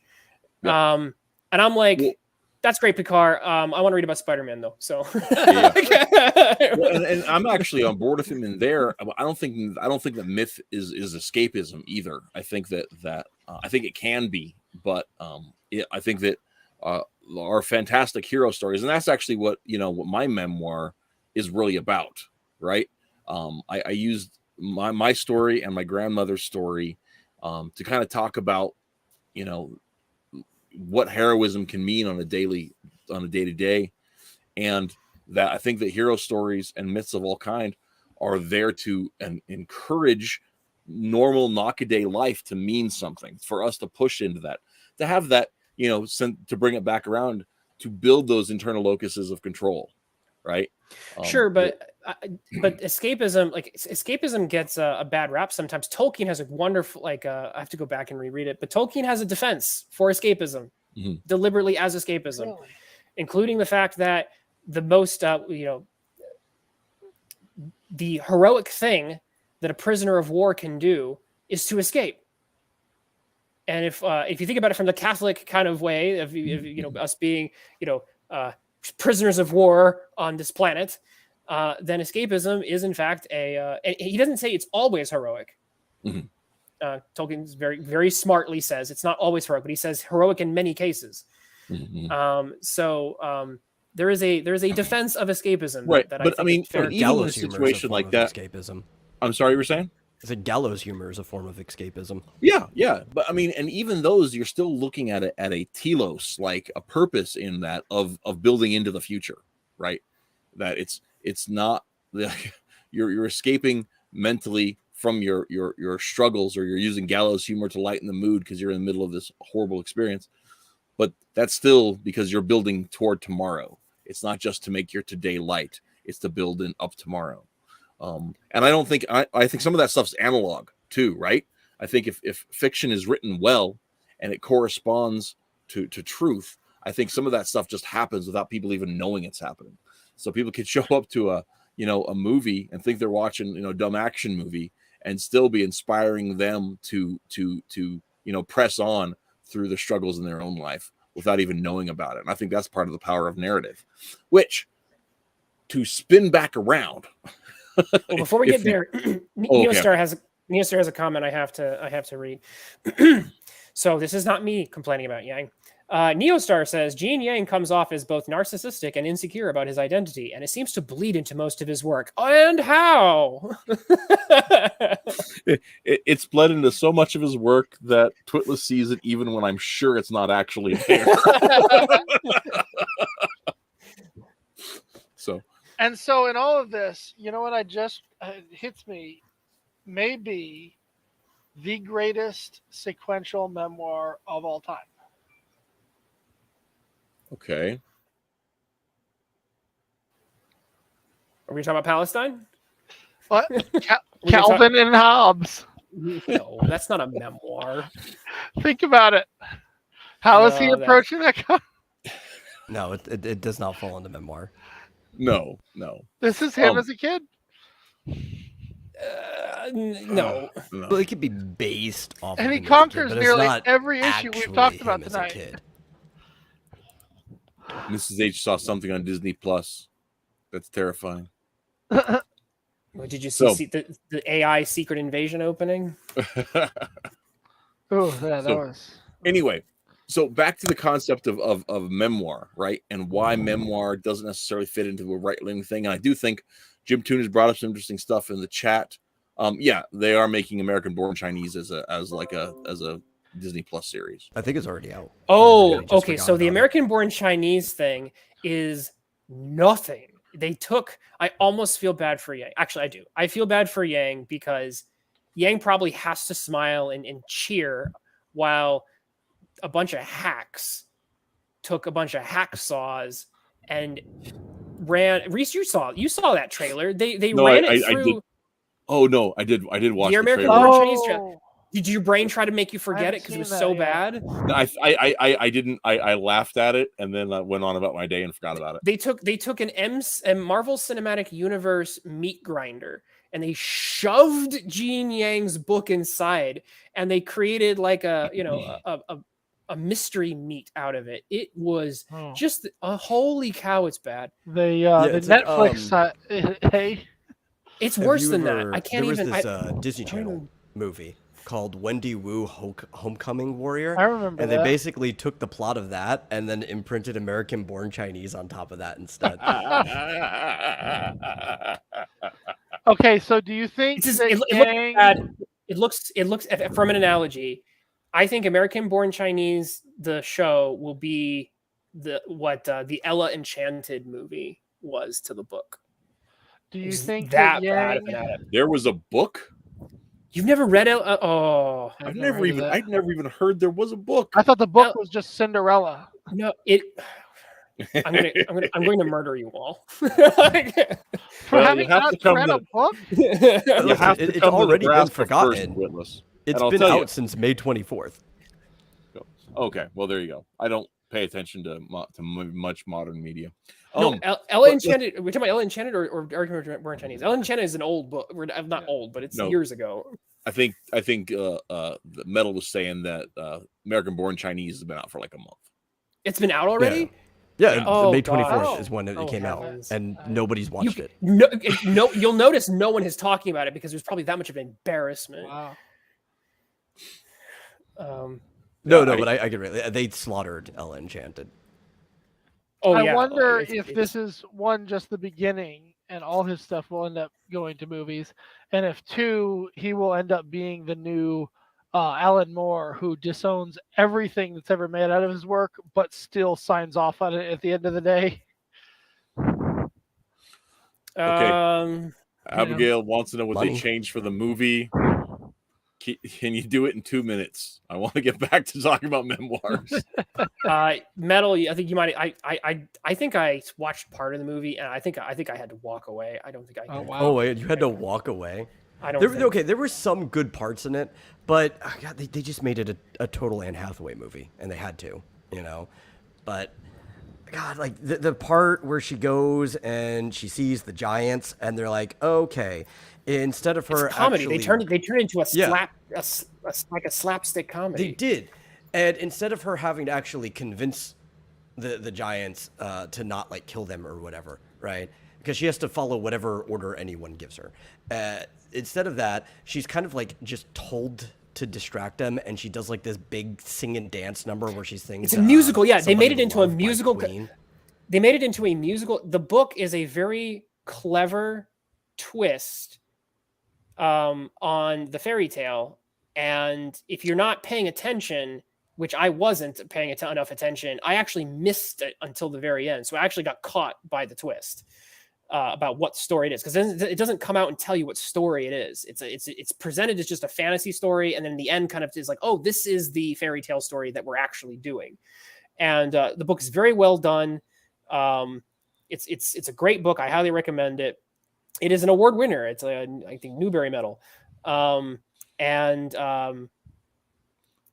They took this wonderful twist on a classic fairy tale, and they just turned it into it was like they Shrekified it. It's the best way to put it is they Shrekified I've got nothing. No, All right, but we got to move on. But yeah, I realized I have not seen Ella Enchanted. I've only seen something else that has a similar title. It's totally different. It's Enchanted? got Amy. What's her name? Yeah, you're talking about Enchanted. Yeah, that's It's the one. just Amy Enchanted. Adams. Yeah. oh, okay, right. Yeah, Amy Adams. Ella That's the one. Enchanted is do not watch that movie. Yeah. Okay, There are Why okay, didn't if you you aren't like- familiar with the book, you would enjoy the movie a lot more. There are some endearing parts in it, but yeah, by comparison, it is just it's a travesty. It's an utter travesty. So, also one point, yeah, there you go. Everybody knew I was talking about Enchanted. There you go. There you have it. I can't keep things straight. To be fair, it's not. It's easy to. And to they mix did those come up. out around the same time, if I remember. All right, we're doing memoir. I think- Back to memoir. it's like Back to half Memoir. a decade So- between. So one of the things that I wanted to address, this is my theory, because this comes back to Jim Tooner earlier was saying that memoir it follows these Marxist tropes, and that's part of why they're familiar, because it's a speak out against the great man narrative, right? Right. And I think there's something to that, especially because so many memoirs follow the same story of how I discovered sex and left the religion of my parents. Like that is the path to create the new socialist man, right? That's right out of the thing. But the other thing about it is that the selling, the marketing for leftism has always been that we're going to elevate the common man and get rid of the bourgeois, right? But the only way, but when you do that, you have to have an army of people that think exactly the same. And how better than to make everybody feel that their story is unique by having everybody have the same boring story. So I suspect that that's part of the mix. Everybody's going through these very normal things, which is why when I come to, why would I not want to make a memoir? Well, by and large, I haven't done anything that interesting. So that's I would the make a thing memoir. Right. So that's the exact case, if I may. Sorry to interrupt. But that is the exact case that when we had the Twitter space, people brought up. People who were more on the right said, I have not done anything interesting, and because I haven't done anything interesting, I would rather, because comics takes a lot of time and effort, I either need to find someone else in history to write about, or write something fantastical.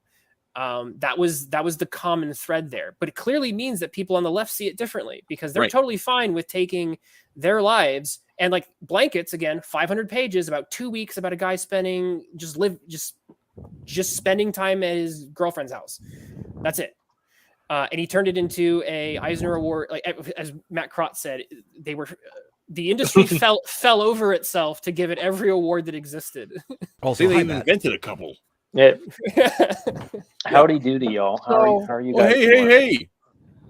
Yeah. Sounds like you guys have had a great, fantastic conversation so far. Yeah. It's been wild. Hey. So we finally got around to discussion of why conservatives don't make memoir.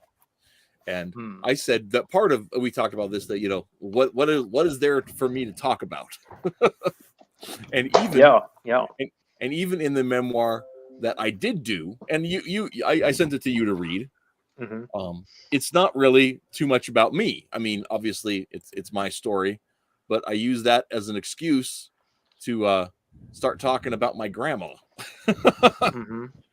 And the kind of everyday heroism of being a Wyoming farm wife and what that means, right?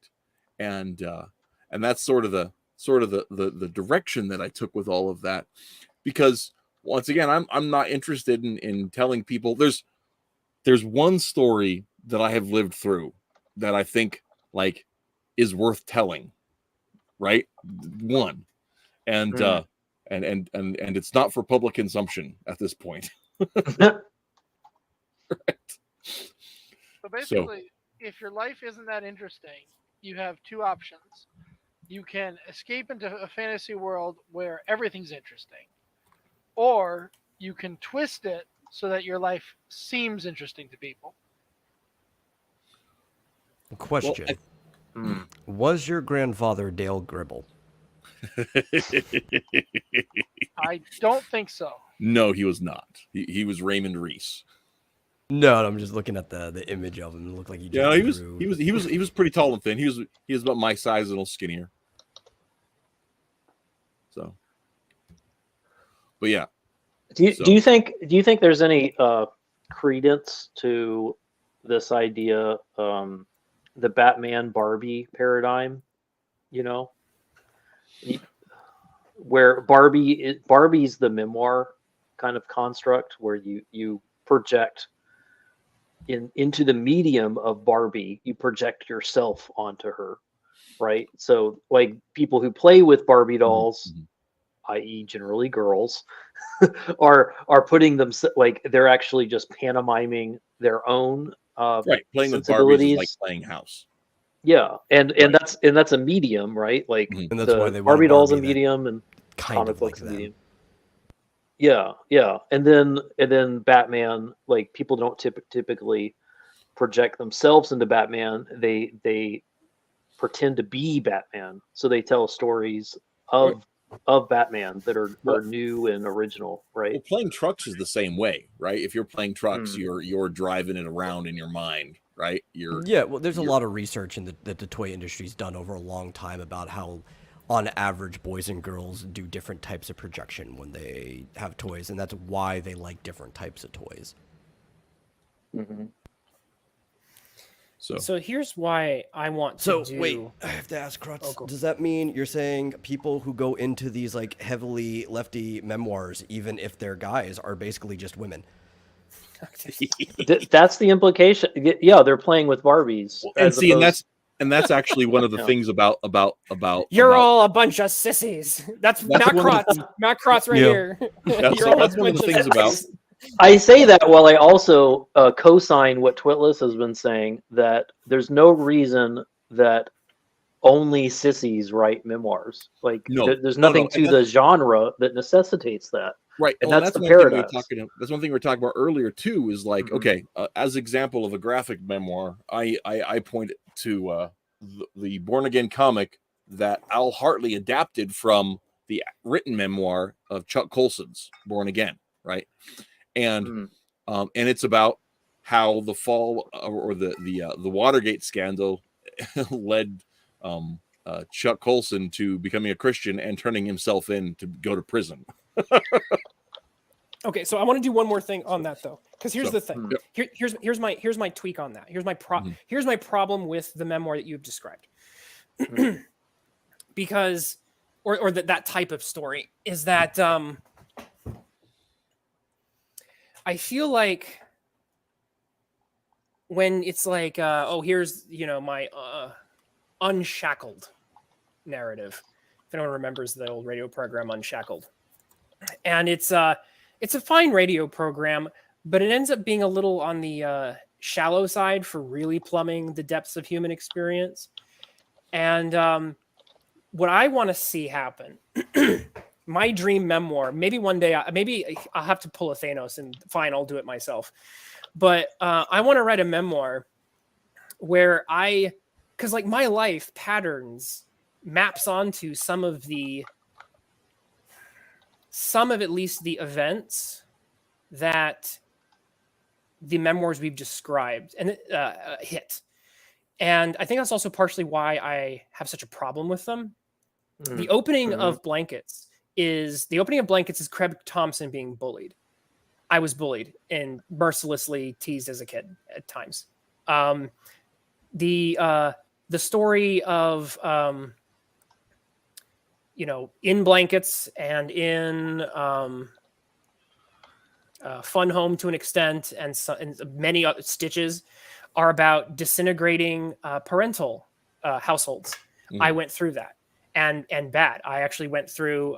If anyone's familiar, the concept of parental alienation syndrome. I went through almost a textbook example of it.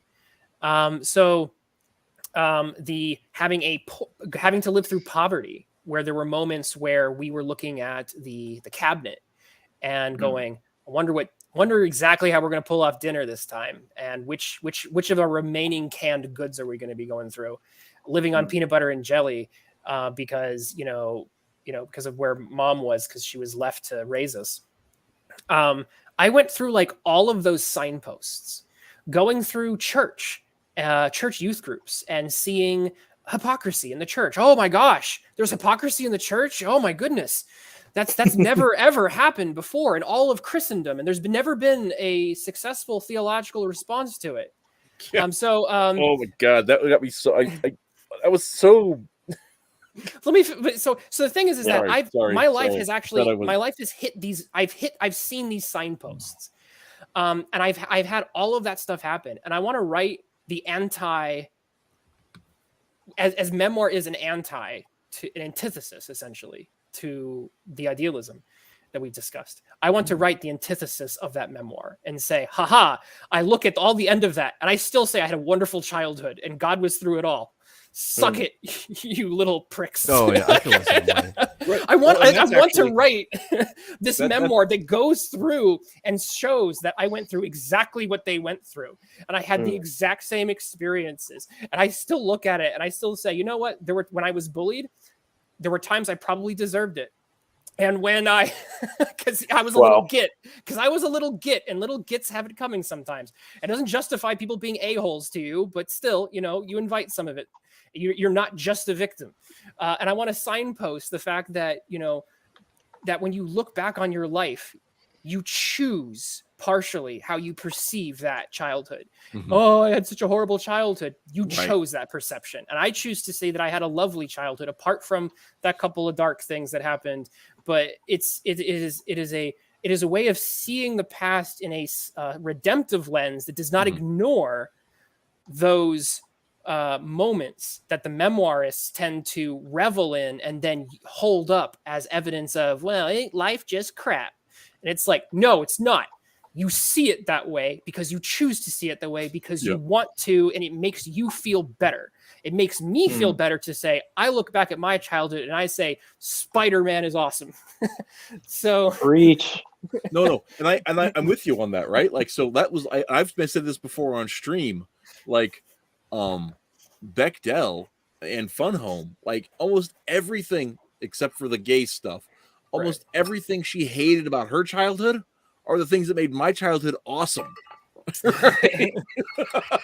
and when Craig was in blankets, when he's going on about how I can't believe this and this and this, and I'm like, well, dude, you know, like the Bible has the answer to all the questions you're asking in the very places you're quoting from. Why are you even asking these questions anymore? It's like you're just looking for excuses to justify your own attitudes because, you know, you almost got some one time, you know. But you know, that's one of the things that's so frustrating about those stories is, and like, once again, I grew up rural and not as rural as I wanted to, and you know, I've lived poor. I know what it's all about. So like, Sure. I appreciate those things that other people are mock on, you know. And if anything, I've got more redneck the older I've got. Right, but I also want to acknowledge the fact that I don't want to completely say everything that you went through, Bechdel, was good, because I want to acknowledge the fact that it's like, no, I went through crap too. But because that's the thing, is like sometimes the Christian narrative is everything's been fine. It's like, no. I went through hell at certain points, but I still can look back at my childhood and go, all of the positive memories, all the positive, because here's the other side. This is the part that also gets me about these memoirs. Because I know for a fact that people like Craig Thompson, because Craig Thompson actually writes, he alludes to this. He had friends. There were people he hung out with, which means that in order for him to portray himself as being, I am all alone in the world, he had to ignore the fact that he had friends who he shared his life with. And so I'm like, you know what? I had childhood friends who like I shared my life with when I was a kid, and they were awesome childhood friends. And if I just focus on how my life was a victim, then I ignore the fact my best friend Colin, who's unfortunately no longer with us, who like, you know, there were ups and downs like every life thing ever. But, you know, what a wonderful friend he was for so many years. And that's funny, Abigail, sheets called bullsheets. Well, it's about the stacks of paper that define your life. That's great.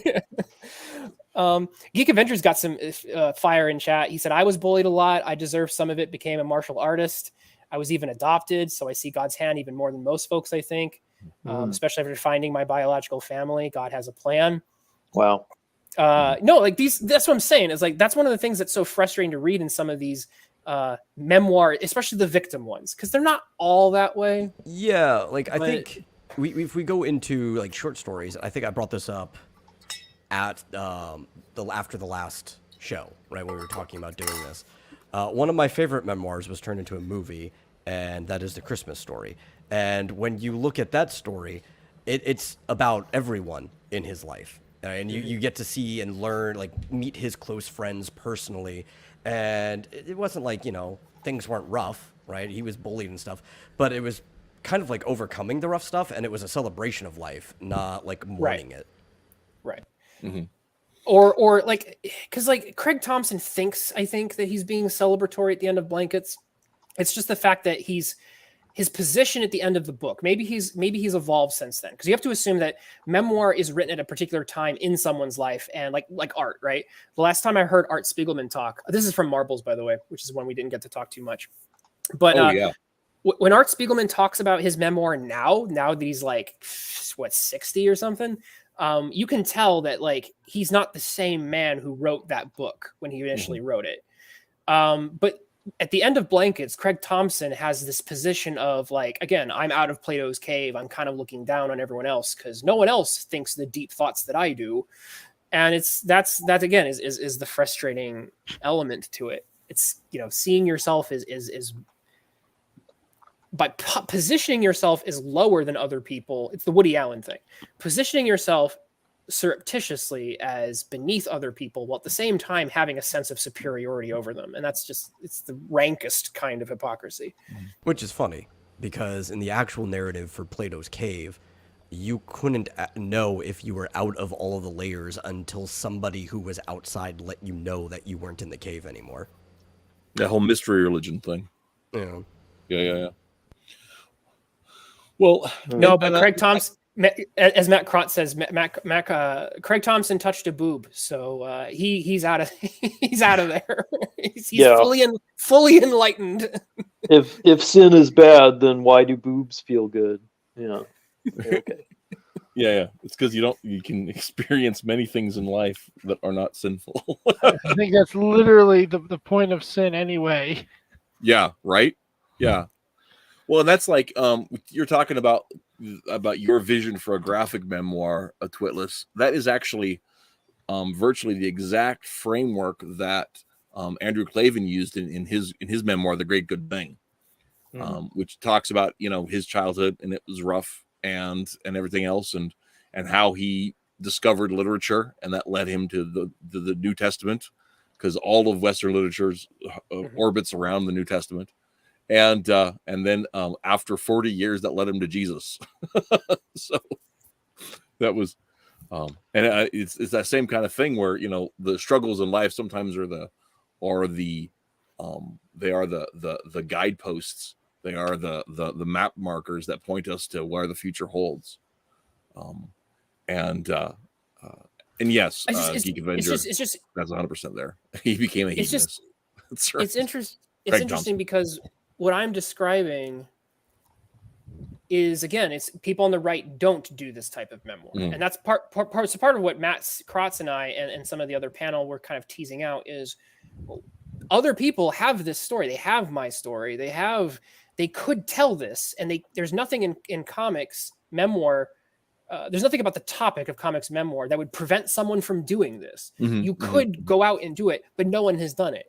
And why is that? Yeah. And I am fascinated by the answer to that question, because it's clearly something you could do, but no one does it. I think part of it is the political bent toward the mythologizing of the approved narrative, and so people that have the standard narrative, they're empowered to do that, whereas the on the right that push toward the ideal, nobody lives the ideal.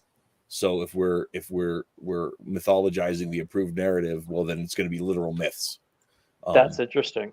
And wow. and I think that's a big part of it. But at the same time and that's why with my project that I was trying to do is I was trying to marry those two impulses, was try to say, how do the framework of the myth, of the approved narrative myth of heroism, how does that track onto and why I got interested in that narrative, and how does that track on to my grandmother's life, right?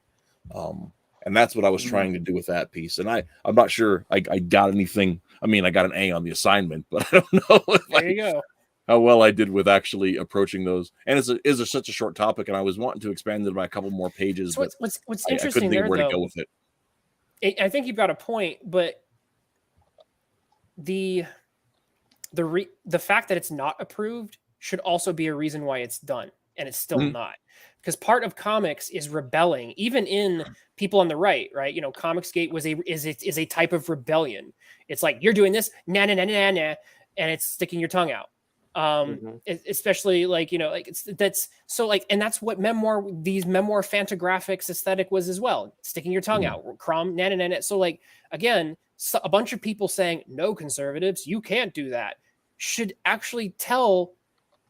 So one thing that it goes back to Matt Krotz's point. One theory I have is that there's a personality thing going on that people, and I'll tell you again, I mentioned about how like how I see things, and maybe one day I will make that memoir. But if you ask me, hey, what story do you want to tell? I'm gonna be like Omega Girl. Like, Right. you know what I mean? So like, Yeah. so there is something about how, again, when I asked Mike Barron, I was like, Right. dude, you literally told you just changed the names, and it was like, my job's to entertain. There's Well, a and one thing Barron did with that too is he also coalesced. There are actually like a dozen different stories he turned into one person's story. I mean, And- sure, but at the same time, like when he's Yeah. showing like the riots, it's like you're just showing what you saw on the news. You could, in fact, just tell the story of what you saw on the news. This could be a memoir of how you processed those events, and it would probably, to be honest, if Mike Barron had done that, the story probably would have been better. If I'm being honest, I think what he was channeling would be better told that way, as opposed to him trying to fictionalize it. I think the fiction actually held it back. But yeah, I mean that comes down to Palestine, like its whole technique of that graphic reportage, where I got to look it up because I forget his name. Sacco. Jeez, I'm an idiot. Sacco places himself within the story as a gonzo journalist, and we talked about this backstage last week. To interview these refugees and settlers and people in Palestine in the 80s, and it's a remarkable work, whether you agree with his presumptions and conclusions or not. What he does with that graphic reportage is fascinating, but it is very much, and by doing the gonzo journalism thing and making himself part of the story, he's able to hit on those notes of memoir and engage the characters of the people that he's drawing and reporting on as with the same power as you get from a fictional story, but with a ring of truth that is non-idealized. And I think that's something that Thin Blue Line could have gone that way with part of it, if Mike had been, if he found some way to relate his daily experience to his seeing these events. Well, that's why I was so fascinated. He got a little frustrated with me, but I wanted to, if I could talk to him again, I'd want to talk about that moment when he got frustrated, because when he kept on circling back, it was a tautology. My job is to entertain. My job is to entertain. My job is to entertain. I was like, okay, and I was like, I wasn't trying to even argue with him, but I wanted to flesh out. And wouldn't that be entertaining? Why do you say that? Because to me, the reason, let me finish this slide. Sorry. So I don't have an answer. What I think I wanted, what I was trying to get from him, which I would still like to get from him, to me, the answer to why you keep saying that tautology, my job is to entertain. If I could get more into your head about why you say that, I think we'd get a very interesting perspective on this question. Well, I think that's what I'm trying to flesh out here. Right. Because I think it's very clear. Okay. Oh, I'm sorry. I keep thinking you're done. Well, because I don't think there's an easy answer. I'm not presuming to know what he thinks exactly. I have theories. I think we all probably have some theories on it, but I'm like getting him and other people like him to articulate that point. Right. Is what gets us, I think, closer to fleshing out this question. Because yeah, it seems to me that it presumes that doing it another way wouldn't be entertaining, and that might just mean that Mike doesn't see himself as that kind of creator. And that would be, then who could take the real life events and make them entertaining? Sacco, Forney, Satrapi, right? There are some people that are able to pull that off, even if it's not necessarily their story, personally, right? Well, as Metal mentioned too, it also shows another interesting thing, which is it shows the assumptions that these creators have regarding what entertainment is and what's role it serves. When you say my job is to entertain, and then we get closer to, okay, what does that mean? What are you saying by that? And you get more articulations there. Then you get in rhetoric, sometimes call them warrants, but we get the background assumptions Okay, what does it mean to entertain? What is entertaining, and what do you consider to be worthy of entertainment? Because I found Palestine, although not traditionally entertaining, there is a great deal of value, aesthetic value, which does parallel entertainment to an extent and makes it a very worthwhile experience. It's not a spectacle, okay?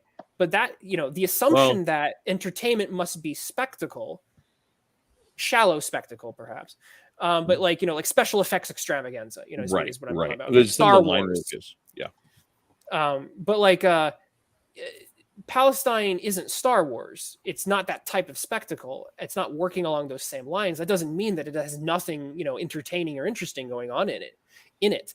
And so, like I said, fleshing that, and that's why I was really interested in like I said, I think poor Mike, as I was trying to circle back to that point.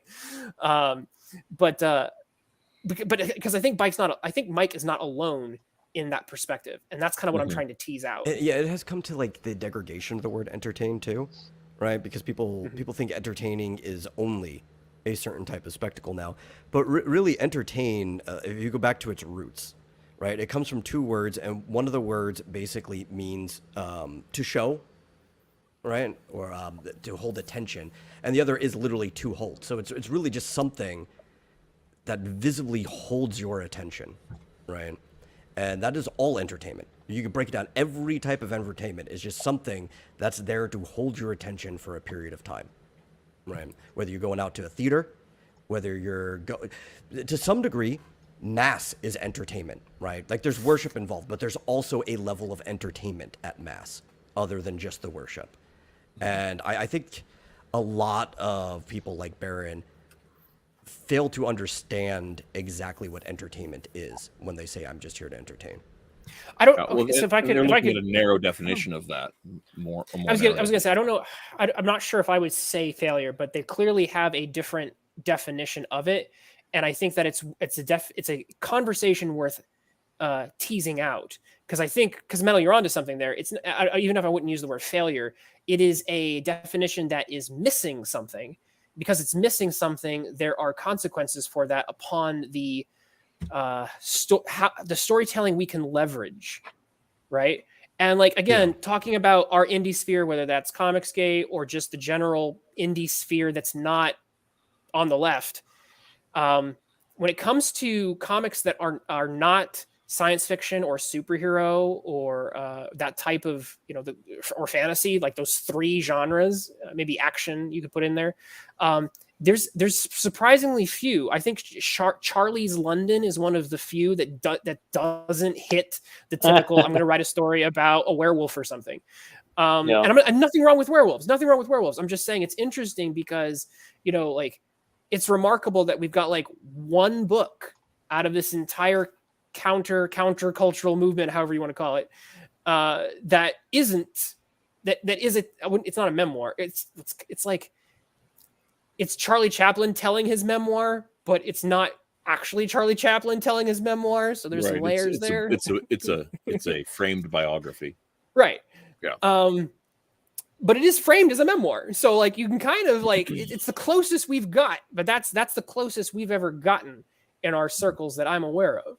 Well, I think part of that may be just because there was a spirit in the early days that chased out any sort of difference of thought and dissent.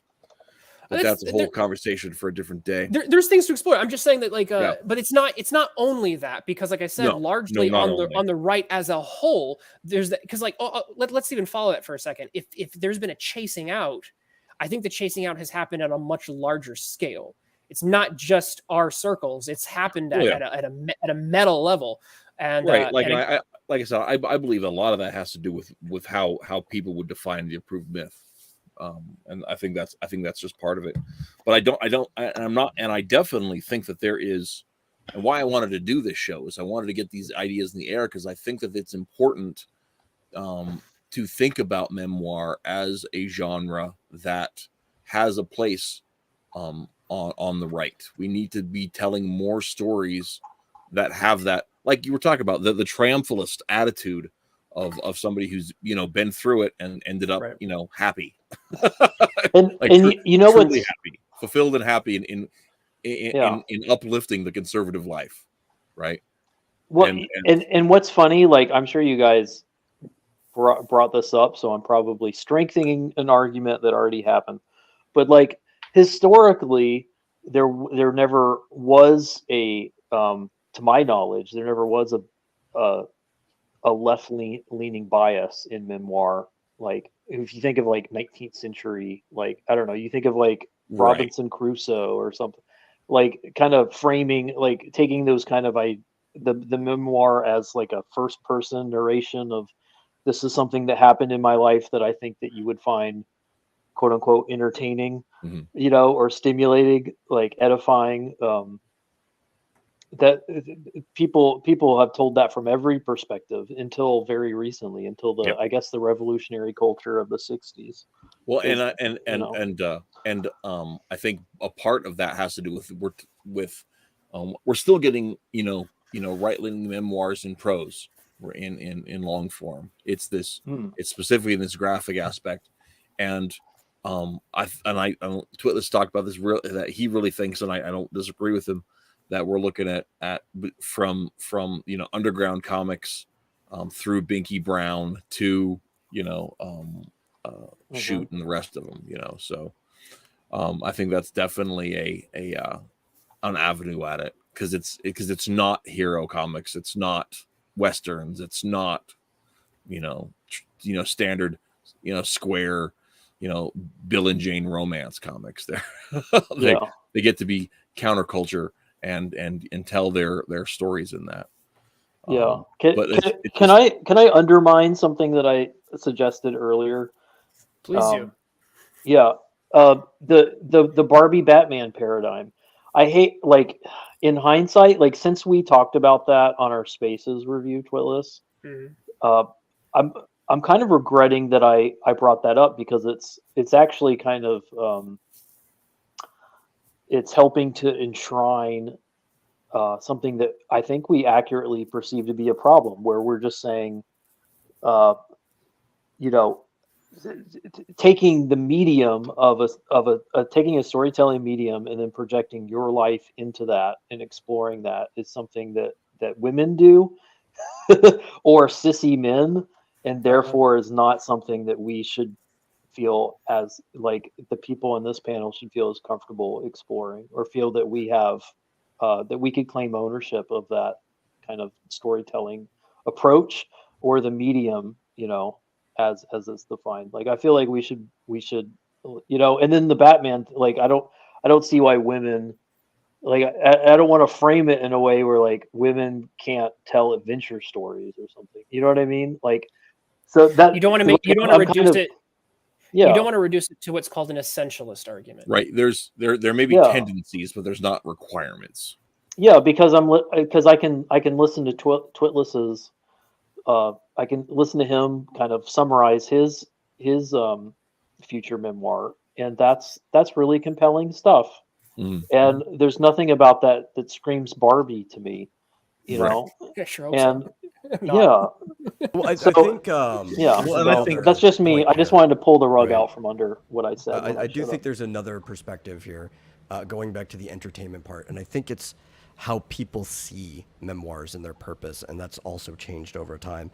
I think there's a general understanding, even on both, but whether you're left or not left, right? I think that's more of the divide now than left and right. It's either you're left or not left.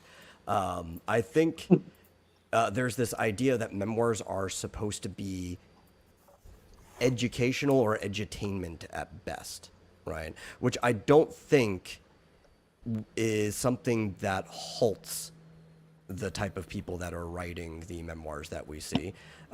Especially for entertainment, it seems they're more interested in entertaining themselves by making that they actually are entertaining an audience.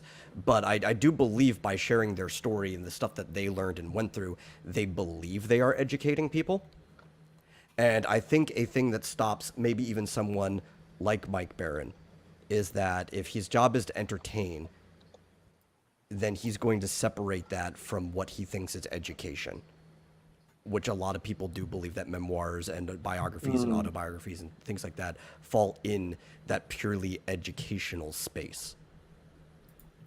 That's a fair point fair. to raise. I think it's an I think it's an artificial and even arbitrary separation, and it would I also agree, unfortunately. but I believe that's where people are.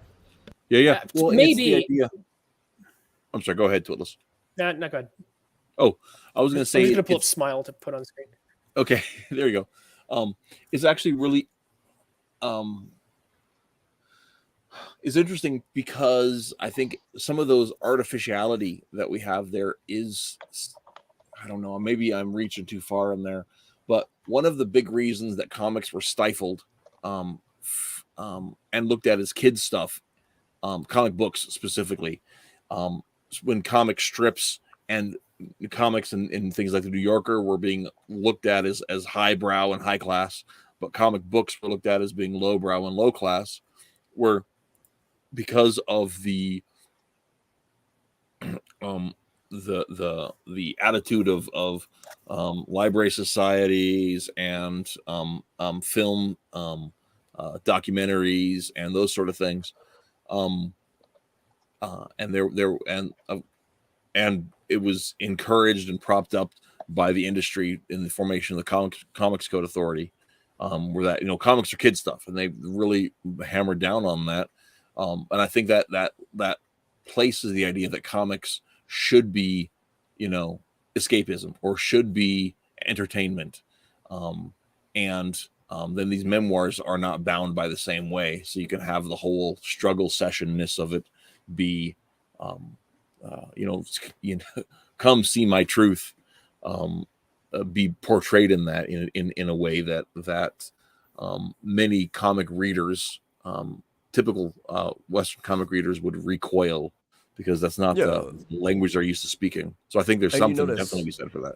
That a lot of them don't actually care about how entertaining the comic is either. Like, some of them end up being entertainment, but they're not sitting there trying to frame everything in a way that would entertain someone. Like, sometimes there's just like parts of the comic that drag on for almost no reason, and it's like, because that's not the main point of what they're doing. Like blankets for hundreds of pages. But I think education should be entertaining, and I agree with you, Twitless. I don't think there should be this arbitrary line here. I just think that's where a general understanding for some people is at.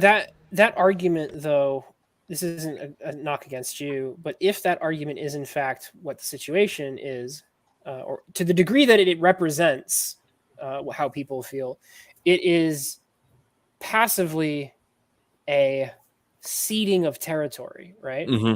Because what the implication there is that, well, education, that's different from entertainment. I entertain. Well, then who's teaching the kids, dummy? Right. I think it's a territory that's been ceded for a long time, and that's actually been part of the problem. Yeah. See, and that's actually that is part of my point. Is that from the perspective of the storyteller or the creator, you may be there to tell a silly story about aliens stealing your socks, right?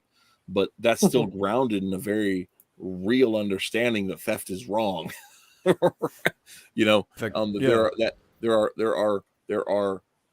are real educational and societal growth elements that narratives provide for us, because they're built upon a substructure of expectation and the expectations of social interactions and morality. And I think that when we say I'm just here to entertain, well, you can't just entertain, right? Even Dumb and Dumber isn't just entertainment.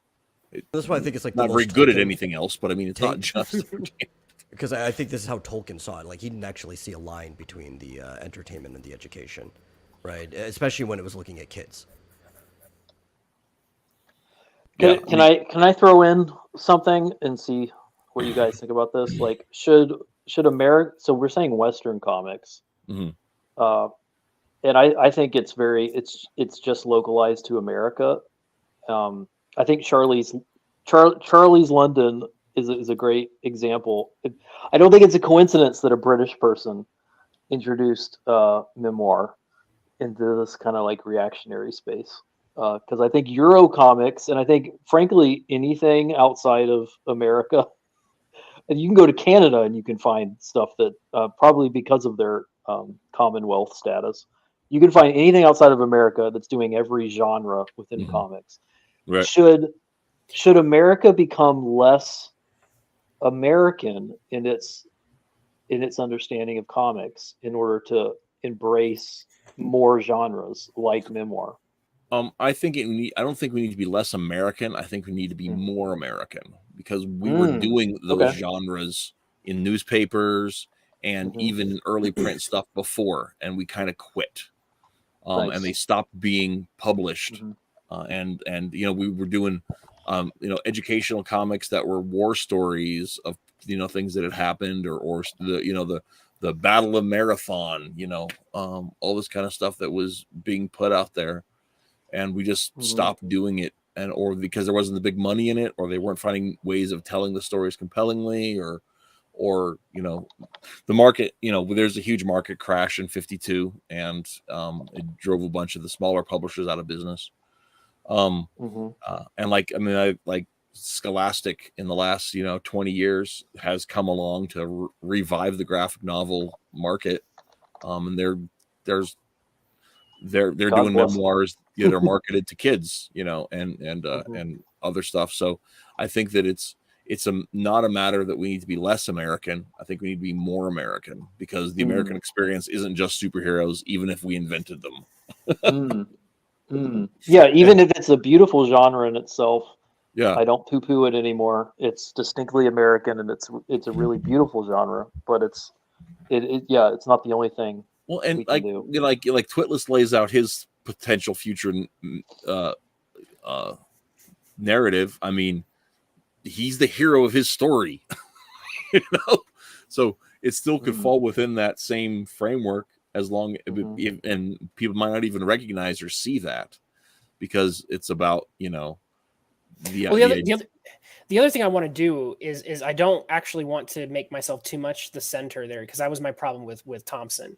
So if I were to do my memoir, I would also I would do what Picard does a bit, which would be to elevate my fellow people, the people in my life who, when I look back with more adult eyes, I can say, I'm not the only person who had thoughts in my life. There were guiding hands who clearly saw, a young man or a family in trouble, and who stepped in and did wonderful things. That clearly shows how much depth they had as people.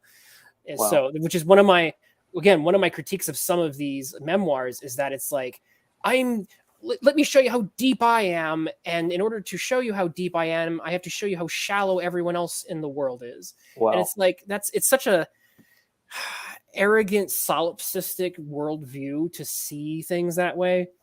That's really insightful. Maybe that's the way through. That's the, if you want to talk about people from our perspective, on our side of things, maybe the way to characterize that is people like us identifying that there are other people in our lives that we are indebted to, that we admire, that really help transform us, even if we're the main character of our story, as it were. Like there's people who are maybe more important than ourselves, as we think of ourselves. That's huge. That's countercultural. Cool. I like it. Wow. Yeah. That's a way forward. So this is what I was wanting to get out of this. Okay. This is awesome. It was funny. Matt was like, I don't know if I have anything more to say. And I was like, oh. Yeah, there was another thing I slightly put in chat, but I want to talk more on the educational side. In Japan, they actually used published memoir comics, like manga, to teach in school, like as part of their literary classes and stuff, which I think we'd probably even see more of that if we saw that in regular, like, public schools, outside of just, like, what you're going into comics or anything, which I know Mouse has been used, and there's been debates on that, but, like, if we had more memoir of, varying backgrounds that were actually being used in literature classes, you'd probably also continue to see more memoir being made too. Like, we're losing a feedback cycle that some other places already have. Oh, neat. Yeah, that's a good point. I would say that, because, like, I'm not sure if I would say we're losing it. it is We're losing currently out only. on it. Yeah, we're losing. It's only is more of what. We're representing one side of an argument there. One thing that I think is interesting. This is me being about as apolitical as I can be. But if I want to be as generous as I can be to left and right, it's a good moment when you have a great argument between a smart person, the best argument the left can make, and the best argument the right can make. That's when we win. You really win when you have the best argument from the best arguer from the left and the best arguer from the best argument on the right. That's when we win as a society. Unfortunately, what we've seen, and we see this in politics all the time, we get the McDonald's, like the discount on a discount on a discount. We get like the politicians we have. It's actually partly why. This may be a slightly inflammatory statement, so just bear with me as I say this for a second. Okay. But I'm not a leftist, but I was slightly encouraged to see Robert Kennedy get a little bit more traction, because he seemed like a little bit of a level up from what, I'm not saying I agree with him. I'm not saying he's a genius or anything, but he was like a step up from what the left was often giving us. And I was like, ooh, if we could get like Rob Kennedy and Ron Paul like going at it, I feel like American politics would be elevated just because we'd have better, again, not saying I agree with their argument, but we want the best argument the left can give us. We want the best argument the right can give us. Yep. And so when it comes to memoir, a very similar thing. They're currently sending, in some cases, their best. They win Eisners all the time, but we're sending nobody. Both. And here's the thing. I think that left memoir may be stagnating because of it. We're sending nothing. And so like, wow. And part of my theory, my I'm not sure it's even a theory. I believe left memoir is supposed to stagnate. I think that's the actual nature and purpose of it. It's to create a docile populace who's a docile hedonistic populace.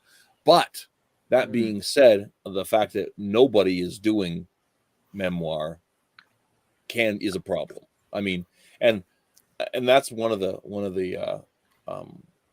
that's a problem. From the perspective of competition, the left memoir would have to step up its game in order to keep up if the right would said like their best, right? Whereas right now, if and I think this is actually reflective in who's the last person who won an Eisner and no one can think of it. Well, it's like, that's what I'm talking about in the sense that like when Mouse came out, clearly from a leftist perspective, it swung hard. But lately, and we have seen this, people in comics can phone it in. And as long as it checks a couple of boxes that are popular and trendy, it wins the award. And that's the unspoken secret that people are, in some cases, actually speaking. But it is something that has happened. And that's where I'm saying like the competition between different perspectives here would actually, to speak, because I know we've been, definitely speaking more. We're not speaking from a leftist perspective here on this show, but I would say that leftists, you should encourage this because if you want your works to be pushed to be better, it's a good reinforcement. You need something to push against, or else you're gonna stagnate and you're gonna go into a cycle that's gonna be, no one's gonna remember any of the stuff because there's gonna be no reason for it to be remarkable. Okay, so the best one shot Eisner was Wonder Woman Historia of the Amazons. Last best short story was Funeral in Foam by Raina Telgemeier. Raina. And last best who's on screen right now series was on Bitter Root and Something Is Killing the Children. That Something's Killing the Children might have deserve a little bit, but there was a recent one that won that made a Twitter storm because it was a guy who said he hated comics, and he made like a really sloppy thing that was kind of like, people were putting him on blast for it. And like I said, like it's people are recognizing, they're like, y'all are phoning it in, and you're really phoning it in now. and you're getting the awards, and you know, it's not just the people on the right who are noticing this now. I think there are people who are more towards the, you know, middle, the normies, who are like, yeah, these comics, these artsy fartsy comics are they're not even trying anymore. And it's like, why would you try if there's nothing to compete against? Yeah, what art is war, and they declared the war's over. So you're going to get bad art from that. Exactly. Yeah, that's the point I'm trying to make. I'm not. Like I said, I'm not sure if I'm articulating it very well, but you're articulating it very well. What Matt is saying is trying. What I'm trying to get at there is, I'm like, the left should actually encourage this, even if they hate it. They should still encourage it, because, like I said, when they send their best and we send our best, and then we both fight for that award, we're going to make better art because of it. Maybe they don't care about making better art; they just care about winning. Sure, I get it. That's fine. I'm just saying it's still. And also, I mean, you're also dealing with contrary opinions about what better art means too, and that's something that we have been discussing on this show forever. Fair. I'm saying overall, and occasionally you will find someone who's on the left who will in fact see it this way. That, hey, you know, we get a better conversation when you send your best and I bring my best. Yeah. And that's where I think you know, like I said, I think that's where we win, because then the audience gets to decide by seeing the best arguments and the best being brought, as opposed to literally the laziest thing ever. Like I said, I it's a shame that I think we're cycling into, not just our politics, but our culture, it's not even Walmart at this point. It's like with the step below Walmart. You know, it's just the Dollar General. Yes. We're getting the Dollar General politicians and Dollar General art, and it's like, yeah. And part of it is because it's not just that everybody has only cared about winning, is that everybody's been retreating from ground that they haven't been winning in for the most part. I mean, we're seeing pushback now in different places, but it's been a territory war, and everybody marked off their territory. All right, so let's go.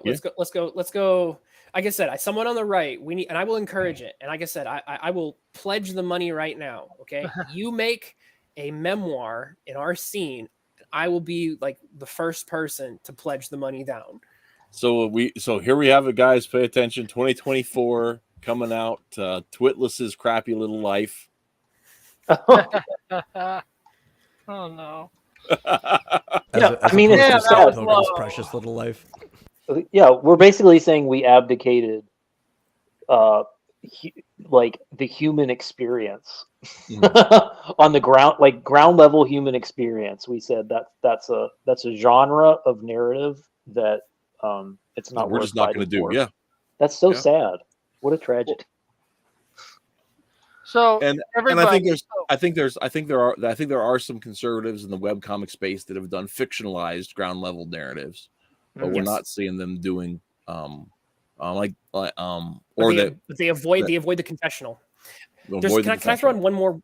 Can I throw in one more monkey wrench into this? Yeah. There's one more monkey wrench that did occur to me, and it's the confessional part. The vulnerability and the nakedness, because it goes beyond just vulnerability. Binky Brown, Justin Green is not afraid. Crumb, Justin Green, Craig Thompson, the rest, they're not afraid. And not even just afraid, because fear is maybe not just the right word. They're not ashamed to show you themselves in their full nakedness. And I mean that in every sense of the word. Emotional nakedness, spiritual nakedness, physical and visual nakedness, the whole ball of wax. And I feel like, and some of that even borders on the pornographic, or is in fact pornographic. There's just no way around it.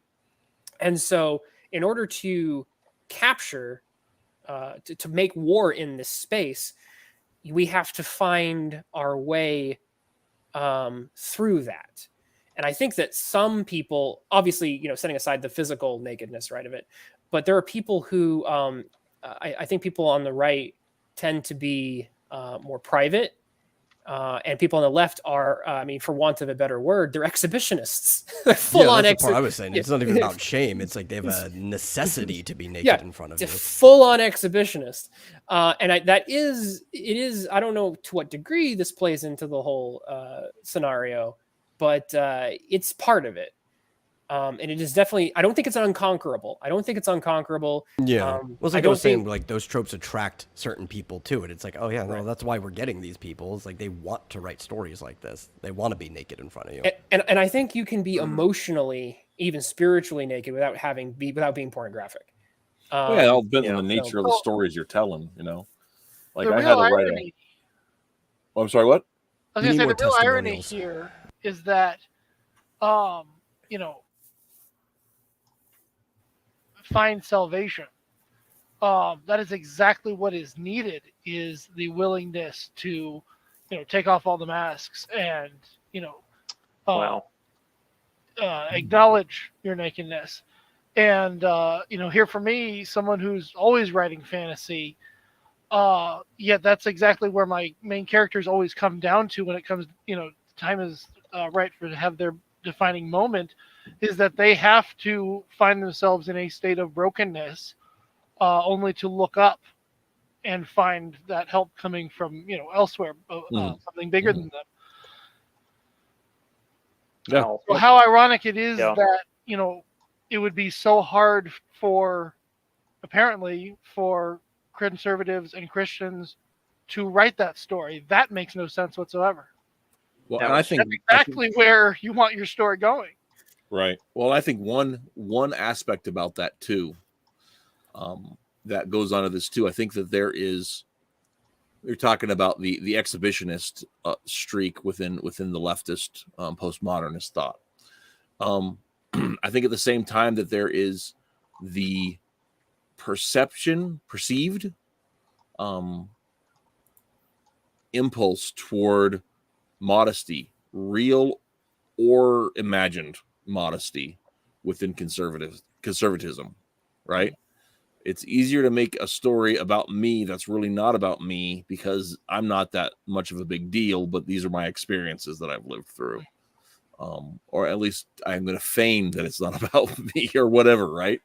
And I know, like we were starting doing webcomics, we were so afraid of writing self-inserts and the perils of the Mary Sue, right? Mm-hmm. Was an impulse that we intentionally were working against in developing our fictional stories. And I think it's easy to, I mean, like Twitless was talking about right at the very beginning of the show, this standard narrator in so many of these memoirs is the Woody Allen character, right? The, you know, I'm so terrible, but you all are trash. Yeah. Right. And you're trapped in here with me. Well, You're trapped in here with me while we discuss, you know, my weak ass complaints with the King James Bible. My first world problems. Right. But like, and that impulse, like, that is directly contradict the very concepts of conservatism in all frameworks, right? Where, you know, you're an individual and that's great, but you're also you're at the back end of a history. And that's worth paying attention to. I don't think it has to be against that though, but I just think that's one of those things that makes some people shy away from the concept of memoir. And thinking of it that way. I don't have enough story to tell. You know, I don't want to point the finger at me, or I do want to point the finger at me, but what will people think when they realize I'm pointing at myself? That might just be a Midwestern thing, though. I don't know. That last one. You know, and like I said, I think there's something just not be noticed. But well, and again, the irony that is such a good way, actually, to drive home a point. I mean, I have never known a single good pastor who would get up on stage and tell you everything that's wrong with you. unless they were also willing to first and foremost say, and I'm the chief of sinners right here. Right? Well, it depends on the church. 'Cause, My, like, right? there are different denominations and certain, like, certain churches Taylor, Cartunicus and I have certain experiences with certain types of churches. I would argue that give us we come from more evangelical backgrounds, Right. But there are different churches, like for example IBC, Independent Baptist churches, and you do not get the same experience. Right. I'm simply at an IBC. right. Well, I'm not saying you do. I'm talking about the effectiveness of it. If you get up there and you just tell everybody what's wrong with them, they're going to be defensive. When you realize, that, hey, this is for all of us, and I'm the one, who needs it just as much or more than everybody I'm talking to, right? That drives the point home that, no one is being called out here, right? No one is being put on a balancing beam, if you were. This is simply for the human experience.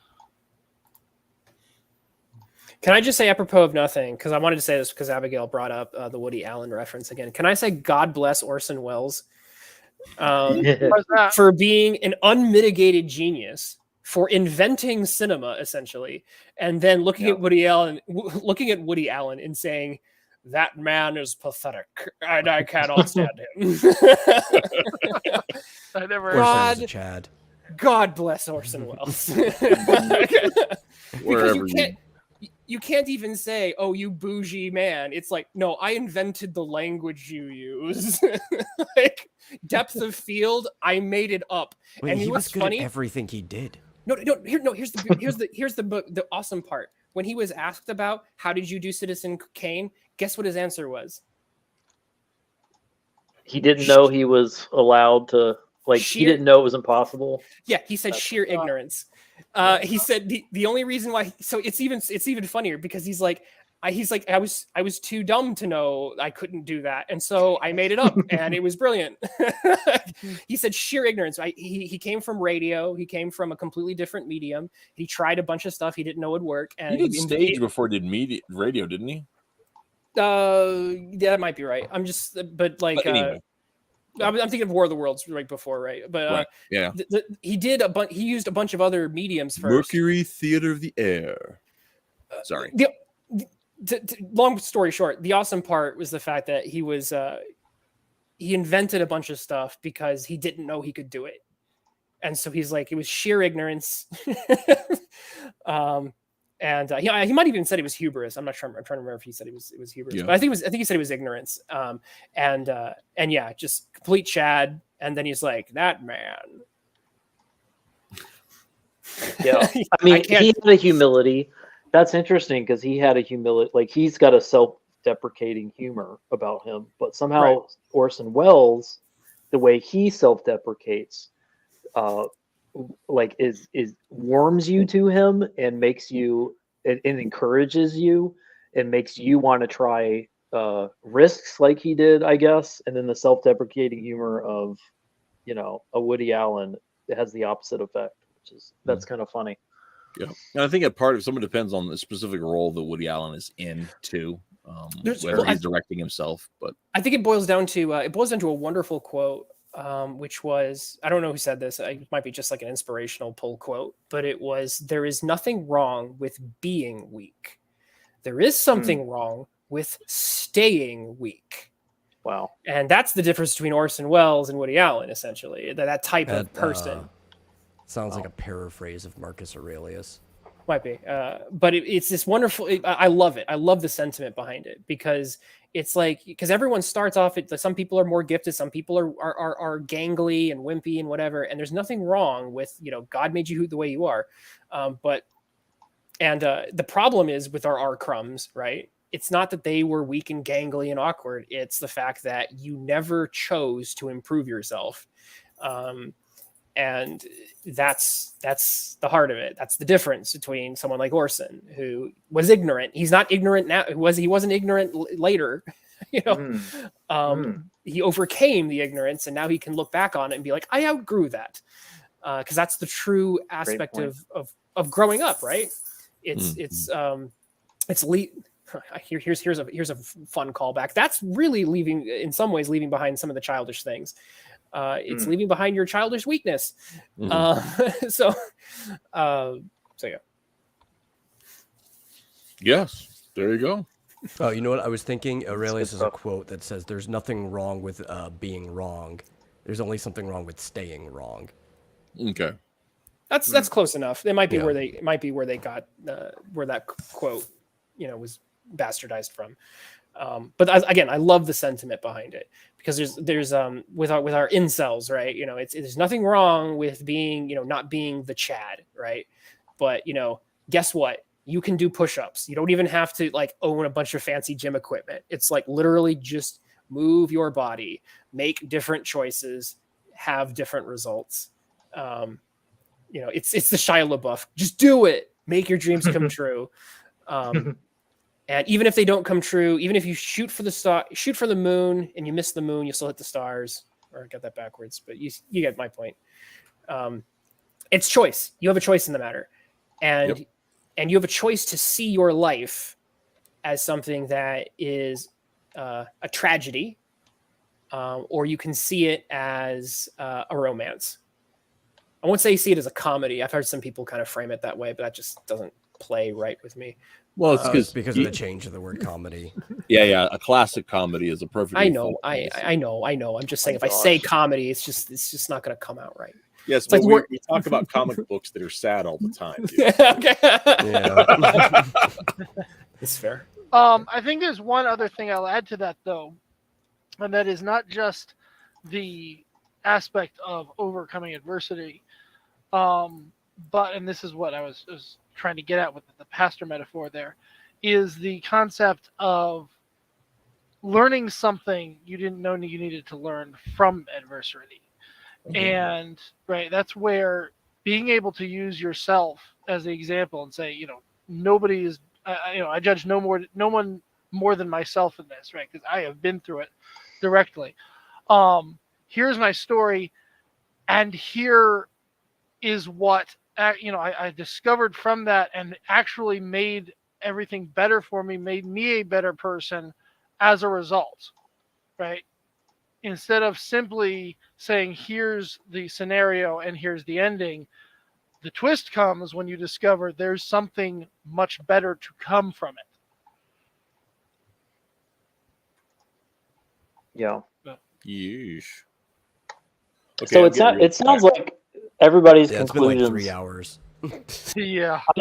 I'll help land the plane. It sounds like what people are saying is that it's harder to tell memoir from our perspective, because you actually have to hold.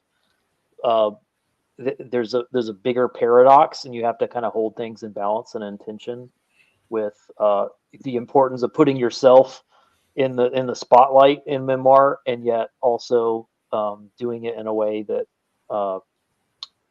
gives deference to the importance of other people in your own life. Like there's just so much.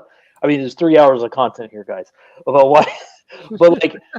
But if you do it, it's more rewarding, and so maybe that's that kind of helps clarify why there's less of it, less good memoir that we appreciate, the folks in the chat appreciate nowadays, because there's less competition in that space, and people are just defaulting to the easier version, which is going to be the navel gazing version.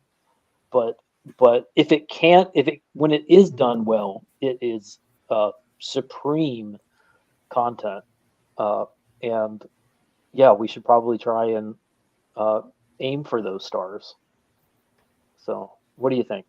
Yeah, I definitely think so. We ought to issue a memoir challenge amongst some. Well, that's why I said, if anyone's gonna do it, if anyone does it, like I said, I will buy it. So I'm just trying to be, I will put my money where my mouth is. I've already got 9 pages, so I'm way ahead of you. Well, let's ask a quick question here. If there was someone right now, a current comic artist you can think of, who you think would make the best candidate for being able to pull this off, who would it be? Wow. I don't know. Twitless, obviously. Yeah, Yeah. I'd he's read it. probably. It's hard to think of a more thoughtful person. Well, you Yeah. sold I mean, it. look- You were saying, Oh, here's what I do if I do it. And I'm like, well, geez, man, True. do it. Mhm. Crap. Can we bully you into that? Is that something we can do? His job is to entertain. My yeah. Yeah. I'll think about it. I'll think about it. No, I'm trying to think about some other creators who we But know. I'll also point out, see, this is why I take that same idea and instead I insert it into fantasy. Because that's something I I think- can work with effectively. I think one of the ones I keep thinking about who I think could do it because he's I think Doug TeNapel would be a good. I mean, we talk about him a lot, but like Yeah. and I'm not saying this because I'm not just saying this to say it, but I'm like when I read Blankets, I was like, oh, I think Doug could do something very similar, even artistically, maybe do it in a Dougish way. So like he's one that I think of, but I want to broaden my pool too and think about some the other creators in the counter scene or people on the right, and I'm trying to think of some others who would be good for that. Because some of them speak the register, like who George Alexopoulos is another one. Who I think he would be a great choice because his art is very unique, and I think that if he did a memoir, it would stand out because it's of his unique art style, and it would be like, well, this isn't mainstream art, and it's not quite Fantagraphics, and so it kind of stands out in the middle. So I think that brings a really. I think he powerful- did do one. Did he? Okay. I think that was like a web comic he did. I'm trying to find it, but I think before he was on our radar. Oh he yeah, was because it like- was about himself. No, the webcomic Yeah, that he right? did. So it You was remember kind that. of borderline in that memoir area. So yeah, you link me that. I'll take a look because I'm like Yeah. that's a type might of be something person. worth reviewing. It's a type of person that I would think of, and like I said, I do Mhm. like how his art style is very. When I see his art, I know it's him. Mhm. Because and it's like I said, it's not Fantagraphics, it's not image 90s style that we see a lot. Because that would be part of the challenge in not just the topic, right, but how you would artistically represent it, and do it without just falling into either the topical or aesthetic tropes so much. Who else does a lot of work with hatching? Who are our well-known hatchers? Like, Oh, When I'm gosh. working in black and white, I do a lot of hatching. 'cause I feel like memoir lives in hatching. Yeah. All right, we've talked way too long. I think it's time We have been. to bring it. We're It's already circling well around past. the landing. So, I can't really say. Oh, hey, I think next week is, if we're going to keep it up, is issue 2 of the Superman series. Do review. I think that's Yep. what we would, if we're going to do that on the monthly, that would be the monthly, I believe. Next issue just came out. Yeah. So yeah, I believe that's the plan, is a Superman Dawn of DC number 2.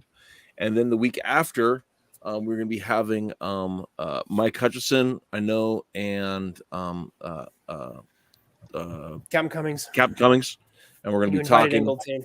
Yep, Oh, about neat. Ingleton, and we are going to be discussing the newsstand and the direct market, and did that ruin the future of comics? So The next in the long series of did X ruin Y? did X ruin? The answer is probably So- yes. Yeah. Well, I mean, yeah. Anyway, I don't want to get into that because I'm tired. And eventually the fiscal year will be over, and I'll get back to coloring pages again. And hey, if any of you guys happen to want to take a trip to Nebraska in September, High Plains Minicon, September 24th, it's free for everyone who wants to come to Scottsbluff, Nebraska in September. Getting here, I will take you're you up on that. I will take you up on that one day. I don't know if this is the year for me. I gotta get through a couple of things on my to-do list. Well, But this might be the I'll- only year it's on the 24th, so you'll just miss out on the 24th. Anyway, that's it. Next week, got another show, and hopefully it won't be 3 hours. Actually, we just got a minute and a half, and we're at a full 3. Should we just ride it out? or Sorry, should we I try probably to- made it worse No. showing up. No, it's fine, So- man. I'm glad you came. Very, very, very glad. Maybe only 2 of those varies. Okay. All right. Okay. So Nah, until next we're time, go make a memoir. Go. Until next time, Yeah. go make a graphic memoir. I love it. Good night.